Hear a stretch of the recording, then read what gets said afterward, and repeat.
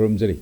ISCOM discussion timing tabi bu khwai khibi kunung po han mukta taramok chari kai kunung chari lena nanga se khoina thamjagadori ba topic current issue of Manipur masu khana na bidam ta lengsin bidam kai kunung jar ba gesing ai gi atan bak lengsin no laibire taramok chari Oza Hemchandra Salam editor Isel Express Oza Hemchandra bu han taramok chari kai kunung chari thaga chari oza mathang da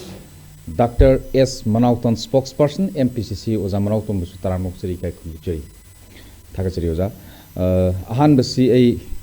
koi editor Isel Express the laksage Hemchandra Salam the laksage oza akhoi Manipur da tongan ba hojik si current issue mayam ama thoi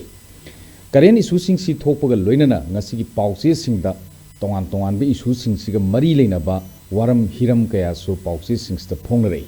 aduna ngasai gi akhoi hojik thoi ba current issue sing si gi manung da ama khatang hana lokhat chaba taragadi karino haiba matam da akhoi social media da mi warakpa ikai khumnaba manghanba singda siamna akanba warning tawba sigi matang si phongrei aduna aran mamongda social media da miyoibigi ijat sokpa ikai khumnaba manghanba kangup masen yengthinaba post thagatpa singi mathakta akoigi thabak lokhatlagani haiba sini swai matang sta kamai thambini kamai hibini matamgi matungina akoi si social media gi platform sing si sijinari mi khudingmakta खुद तो mobile से लई रबनीना सगी social media से यम line season बगी खुदों साबसी लई रे मी खुदी मक्ता दा खानदी मसिगी स्मार्टफोन से लाक्ट्रिंगै ममांगदी सुम नतंगी खगी अतोपा प्लेटफॉर्म खतदा सोशल मीडिया से सिजन रमनी अदुबु स्मार्टफोन से खगी खुद लाभ मतुंगस्टदी मी खुदी मक्ता yam laina social media se sinaba si khudung chaw se ler pasina maram mar kanda yamna ahong punsi sida miyobe ki punsi da achouba ahong amadi lakhre na haiba tai masida yamna prithvi ki kachin amada kari thoi bage haiba se within a short period ta akoy adum ubo phangi mukhangi adum sina sini haiba si haiba da nungai bako adubo मसी लाना सिजनरक पसिने यम साथीरी दि social media से लाना सिजनरक पकांददी मी यमगी character सी हेक्ट lotion ब याबगी फिरम अमदा हजिक लाना सिजनरक प हाइतारे अदा ngarang nahan makta akoina ngarangi chief minister gi function adudasu chief minister haibasi yamna nuai ta phongdok ba khoigi social media da nupi kharaga nupa maga kari kari no hai taban wai taba haining da ba hai tare ko adugum ba thongdo kharagi matang da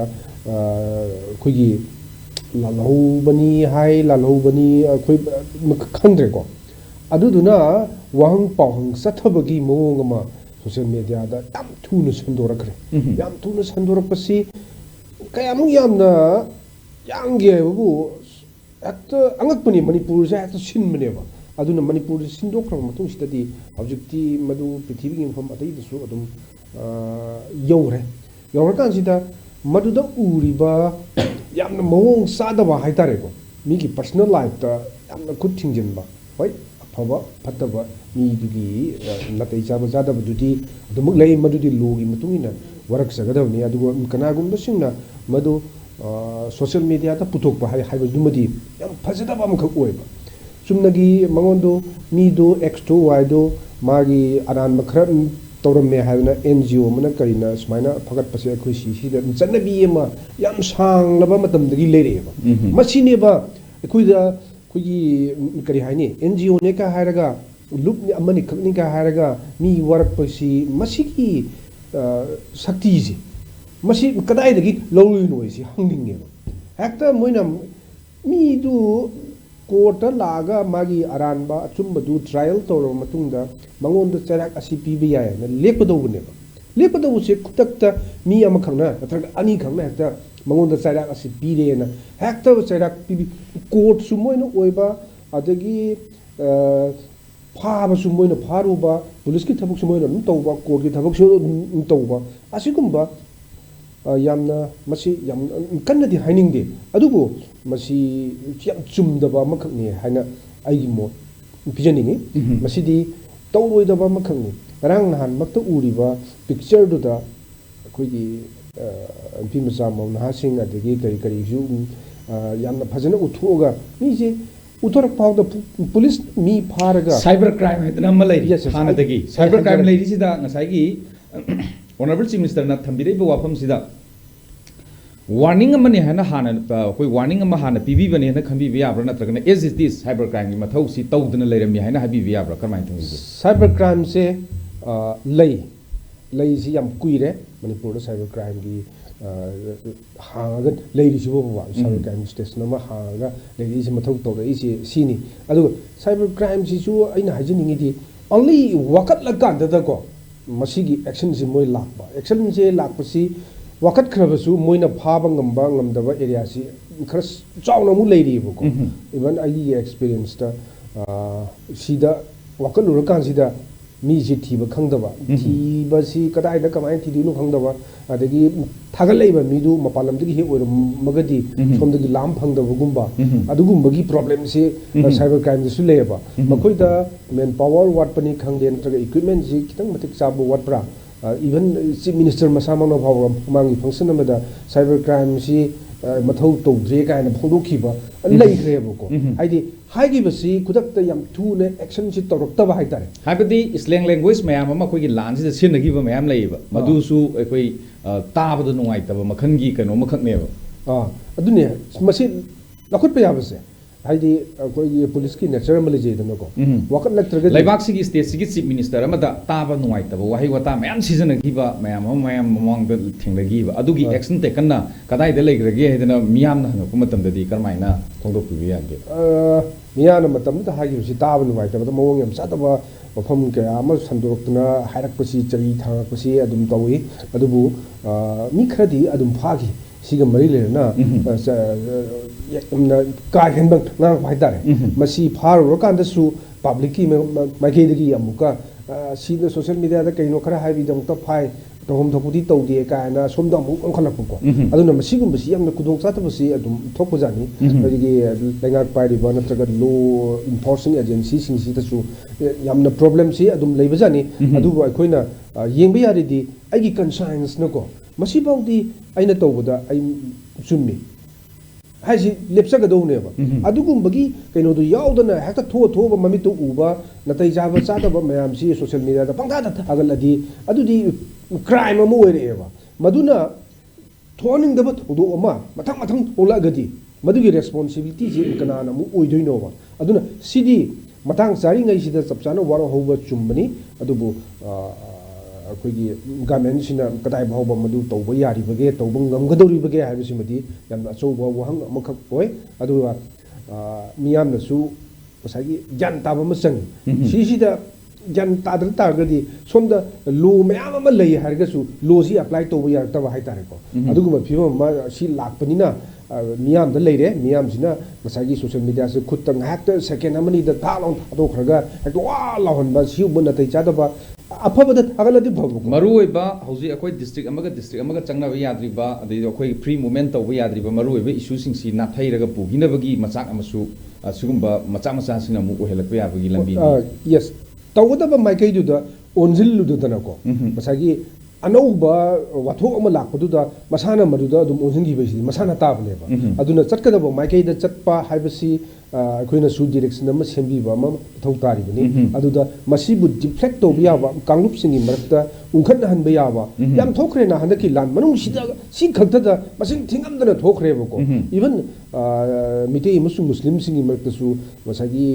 हाइरोइदोबा अदि अकन थौ साबा मयाम social media सिदा थोलागा हेक्ता कई कइनो ngangjilakna mayam si ungkat hanba mitai singna muslim area da changbada hangoiba adagi muslim singna su sonda mitai area singna changbada hangoiba gi bima mam phawba adu phawbu yongna create tawra ineba aduna masidi yamna henmangre अखोई chief minister मरांग हारिदो मसी action लौखलगनी तो हम तो तौरगनी हाइबसी आइगी मोटती खर थुना तौरगा सोगी ring तुरेंग अफाव सारिबिसिंगसे Masidi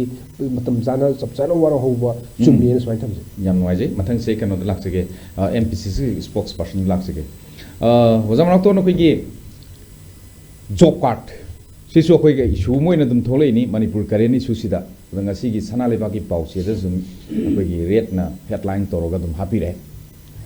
job card numit chamani gi manung da kunthraga mari khak thabak piba ngamli numit kunthra mari ni khak thabak piba ngamli haigadaba mali aduna manipur da gram panchayat lising ahum ga chama yankhai gi manungda satret ka marfudi thabak ama phawa sudre haibasini aduna hojiksi hanagi khoi panchayat election si pangthoktana caretaker oina puhalaga masi thabak mayama piba kanaba piba adugi wakhun su lengak na palla phongdokpagi matang ama narol gi thodang da khoi phongdoklakpa local body singi election irang sina phagalaklabadi athu da pangthoknaba honari panchayat ki nominee sing hapuna function tawga loinana miyang gi kanaba sing phangali haibasini swai matang sida job card ki matang ama yorpa sida panchayat election pangthok tabadune job card ki khoi thabak khusu mawong design Bharat Sarkar ki di lairiba state sigi natragana tongan be state sing sigi job card ne piriba kanaba sing si phanghalaga miyam da thabak phanghanba aduga sugada ba thabak sing du niti niyom chumna lambi semba boiro drain semba boiro ade winning ba ma ata oibi ai aswai matang sida kamai thambi bi kamai hibi job card se praja miyam gi khoi gi yamna kanaba policy ma haitare khoi gi kitang senthok lambi de kitang mating oina ba adubu luri di manipur da mase thabak suba masin limit masin yam handare aduga masi kaino su tawe chai da koi gi kai haitare panchayat si khwai gi khoi gi lower level gi ko akoi gi kaino ni administrative ki kaino ni foundation ne ba masida akoi gi pukchel siang da gi mami taba oi se kodamoina khoigi member sina natraga madugi panariba khoigi pradhan oiro jila parishad oiro member oiro ko khoigi level sing sida phajana praja myam jiga chaminaraga thabak subugi pesa phangbai ngakta su nate ba masigi hawdorok padi yauri se khoigi ground level da leriba workers myam praja myam jiga पुंगी कनो से फाउदोकनरगा लैकाय दुदा नत्रगे area दु करी सोथरिगे करी अवार पा लैगे हाबिसिगी understanding अदगी awareness लैनबगी प्रजा मियाम सिगा peoples की representative का पुल्लगा वारी साननबगी कनो अमसुनेबा मीडियम अमसुनेबा अद मद पाउ फाउदोकनरगा स्वाइद सिवाली सैनिटेशन की नत्रगा लंबी की नत्रगा सुंबा ड्रेन की करी पाउ फाउनरगा गवर्नमेंट की डेवलपमेंट वाकसी सिना खरदसु मतेंग ओइना बायना तौब फजखर प्रोग्राम से मणिपुर दी लनाई वेस्टेड इंटरेस्ट हाइगद्रा कनाउ खरना मी से चुमना थोल फोटो दी कापगा थबक सिने मेचिन ने सुहल लगा मी म्याम ने चुम सुहल फोटो काप चंगम जिबा अदुगा पैसा सिने कअगा मोगी फंगम थोको पैसा दगी असु कअगे मेचिन वाइबगी खोटपगी तौरगा सुमाइना सुम तौरपदगी अखोगी कैनोम सत्खरे अदुना पब्लिक का जायगी पीपल्स रिप्रेजेंटेटिव का लेनगदो मैदिसु मोंग ताद्रे अदे मियाम दसु मकोक तगे होना मखा दगे होना फोटो दन कापगा थबक सुदसु पिसा फंगी हाबी अरानबा concept to develop to Gramina. Sinaco Nagi peoples ki MLA Gumagi bought or Kumtamda. But I put in Chena Kogi Levaki Parana with the sea that Hadaragadi, Levaki and Panic and they went Paniga told a crab. Say Magging, they pick up on a photocard lawyer, we can say to laugh. Adamasi had a long Kangi Angelesica, they know that. Hanigi direct peoples in the Potoraga, Columba Pradhan, the game member Miamdo. Adu to Foga. Constitution idaba system amda Sri Narendra Modi gi magi government sigi makha da hojikti akoi ge tongan ba recommended nominee haitare ne DC na mai circle du gi MLA natra minister singi ingit ta kwa DC singna recommend tawra ga sai panchayat committee si semaga madaida nominated member na akoi thabak taw leire ada makhoi sisu 6 months ki aina akaknaba limited period amagi tawbani na asai aduang na board ka tawraga yamna wana peoples ki mute oirakibagi kaino do awa abaju khangdabni na ko serious oideba ade moi gi tam ju loisalapa ade anoba election ju tawdu am parak tam tan neba ade government ju election je tawdabasi khoi gi violence ta manipur gi tawriba kaino sita ko election taw khudong jade di hai adubu ꯃꯅꯤꯄꯨꯔꯗ ꯚꯥꯏꯑꯣꯂꯦꯟꯁꯅ ꯃꯩ ꯍꯧꯅ ꯆꯥꯛꯂꯛꯑꯕ ꯃꯇꯝꯗꯅꯤ ꯑꯩꯈꯣꯏꯒꯤ ꯂꯣꯛ ꯁꯚꯥꯒꯤ election ꯑꯗꯨꯝ ꯇꯧꯈ꯭ꯔꯤꯁꯤꯀꯣ ꯑꯗꯨ ꯇꯧꯒꯦ ꯍꯥꯏꯗꯤ election commission of ꯏꯟꯗꯤꯌꯥꯅ ꯄꯥꯔꯂꯤꯌꯥꯃꯦꯟꯒꯤ ꯏꯂꯦꯛꯁꯟ ꯃꯅꯤꯄꯨꯔꯗ ꯁꯨꯝ ꯇꯧꯈꯤ ꯁꯨꯃꯥꯏꯅ ꯇꯧꯅ ꯁ꯭ꯇꯦꯠ ꯏꯂꯦꯛꯁꯟ ꯗꯤꯄꯥꯔꯠꯃꯦꯟꯅ ꯇꯧꯒꯦ ꯍꯥꯏꯔꯗꯤ ꯑꯗꯨ ꯃꯅꯤꯄꯨꯔꯗ ꯍꯧꯖꯤꯛ ꯄꯦꯟꯗꯤꯡꯗ ꯂꯩꯔꯤꯕ ꯏꯂꯦꯛꯁꯟ ꯃꯌꯥꯝꯁꯦ ꯑꯗꯨꯝ ꯇꯧ ꯌꯥꯄꯣꯠꯅꯤ ꯑꯗ ꯇꯧꯗ꯭ꯔꯤꯁꯤ ꯑꯩꯈꯣꯏꯅ ꯃꯅꯤꯄꯨꯔ ꯒꯚꯔꯟꯃꯦꯟꯅ ꯃꯁꯤꯒꯤ ꯄꯟꯆꯥꯌꯠꯀꯤ ꯂꯦꯚꯦꯜꯗ ꯊꯥꯗꯔꯤꯕ ꯄꯩꯁꯥ ꯃꯌꯥꯝꯁꯤ ꯉꯁꯥꯏꯒꯤ ꯃꯗꯨꯋꯥꯏꯗ ꯀꯔꯤ ꯂꯩꯒꯦ ꯃꯗꯨꯒꯤ ꯗꯤꯕꯂꯞꯃꯦꯟ ꯋꯥꯔꯛꯁꯤꯗ ꯒꯚꯔꯟꯃꯦꯟꯒꯤ ꯑꯣꯏꯕ ꯀꯔꯤ ꯄ꯭ꯂꯁ ꯄꯣꯏꯟ ꯂꯩꯒꯦ ꯏꯂꯦꯛꯁꯟ ꯇꯧꯗꯕꯁꯤꯅ ꯀꯥꯏꯕ ꯀꯣꯏꯁꯟ ꯑꯩꯈꯣꯏꯗ ꯂꯥꯛꯏ ꯑꯗꯨꯅ ꯃꯁꯤ ꯌꯥꯝ ꯊꯨꯅ ꯇꯧꯊꯣꯛꯄꯩ ꯖꯣꯕ ꯀꯥꯔꯗꯀꯨꯝꯕꯒꯤ ꯂꯦꯚꯦꯜꯗꯒꯤ ꯄꯩꯁꯥ ꯐꯪꯕ ꯐꯪꯗꯕꯒꯤ ꯋꯥꯗꯨ ꯇꯣꯛꯊꯣꯛꯈ꯭ꯔꯒ ꯄ꯭ꯔꯖꯥ ꯃꯤꯌꯥꯝꯗ ꯑꯔꯥꯟꯕ ꯀꯟꯁꯦꯞ ꯑꯃ ꯇꯝꯕꯤꯕꯁꯦ ꯊꯕꯛ ꯁꯨꯗ꯭ꯔꯒꯁꯨ ꯄꯩꯁꯥ ꯂꯧꯊꯣꯛꯄ ꯌꯥꯏ ꯍꯥꯏꯕꯁꯦ ꯀꯔꯞꯁꯟꯒꯤ ꯀꯩꯅꯣ ꯑꯃꯅꯦꯕ ꯃꯁꯤ ꯍꯦꯛꯇ ꯐꯥꯎꯟꯗꯦꯁꯟꯗꯒꯤ ꯑꯩꯈꯣꯏꯅ ꯀꯔꯞꯁꯟ ꯃꯨꯊꯠꯂꯁꯦ ꯂꯩꯕꯥꯛꯁꯤ ꯀꯔꯞꯁꯟꯅ ꯍꯥꯔꯦ ꯑꯗꯨꯅ ꯀꯔꯞꯁꯟꯅ ꯃꯔꯝ ꯑꯣꯏꯗꯅ ꯗꯤꯕꯂꯞꯃꯦꯟ ꯇꯧꯕ ꯉꯝꯗ꯭ꯔꯦ ꯑꯩꯈꯣꯏꯁꯦ ꯏꯀꯥꯏ ꯄꯤꯔꯨꯛ ꯈꯨꯝꯃꯦ ꯃꯤꯃꯥꯡꯗ ꯑꯩꯈꯣꯏꯁꯤ ꯏꯖꯠ ꯂꯩꯕ ꯁꯣꯁꯥꯏꯇꯤ ꯑꯃ ꯑꯣꯏꯗ꯭ꯔꯦ ꯀꯥꯏꯅ ꯀꯟꯅ ꯉꯥꯡꯅꯔꯤꯉꯩꯁꯤꯗ ꯏꯐꯣꯡ ꯐꯣꯡꯅ ꯉꯁꯥꯏꯒꯤ ꯒꯚꯔꯟꯃꯦꯟ ꯂꯦꯚꯦꯜꯗꯒꯤ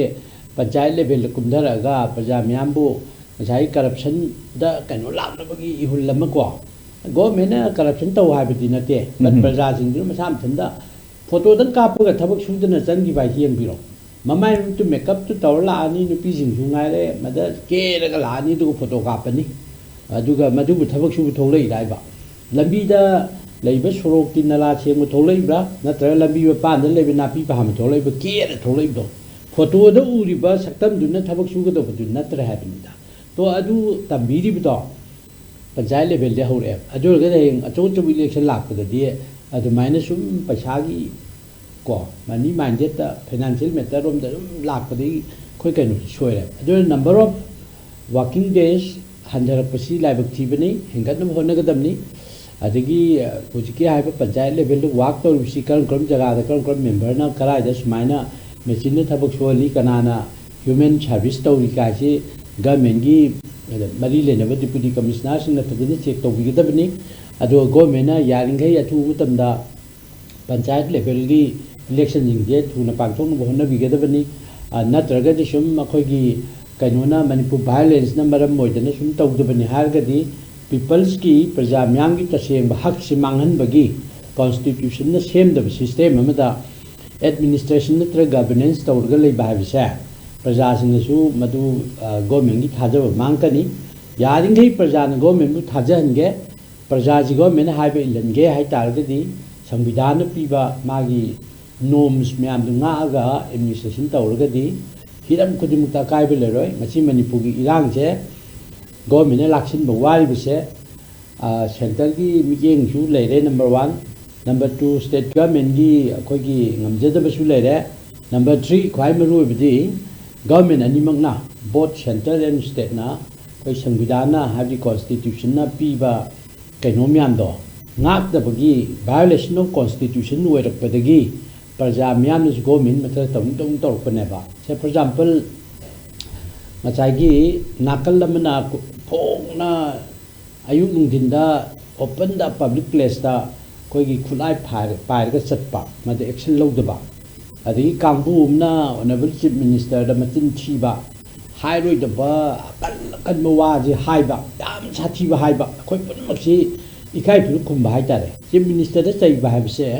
कोई मणिपुर की मी लाख 35 चैबने लौजेब कोइदि अदु माना एक्शन जी लौदबा अमसुंग फादबा कोइगी मिमांगदा चीफ मिनिस्टर दा माइ ngang मी दु फाइने एक्शन लौविने आइन गी बतुंगिन सुमाइ सुमाइ तौखरे का हादे खोजु खजु कीगदबा अदुसु तौदबा वायरस सोमदा तंपाकता करिगुंबा यान काइबा मक्सु नतबा कॉन्स्टिट्यूशनल लिमिटेशन की मनुंग लेबा वाही खरदा गवर्नमेंट की पॉलिसी दा खितंग ngang सौ तौर जेने थाजनबा सुमाइना अचान मी आई नाइदबा याम लैयेबको सोशल मीडिया दा ngसाइगी सिमिसेगी मायोक्ता नत्र गवर्नमेंट की मायोक्ता वा ngang फाइबसी हतक तसु खोगी आंगांग अहुमना सुमाइना खोगी मी अहुमना को खोगी मणिपुर की कनोसी इरांगी लोशन हारगदी अखोगी लैबा लैंगा की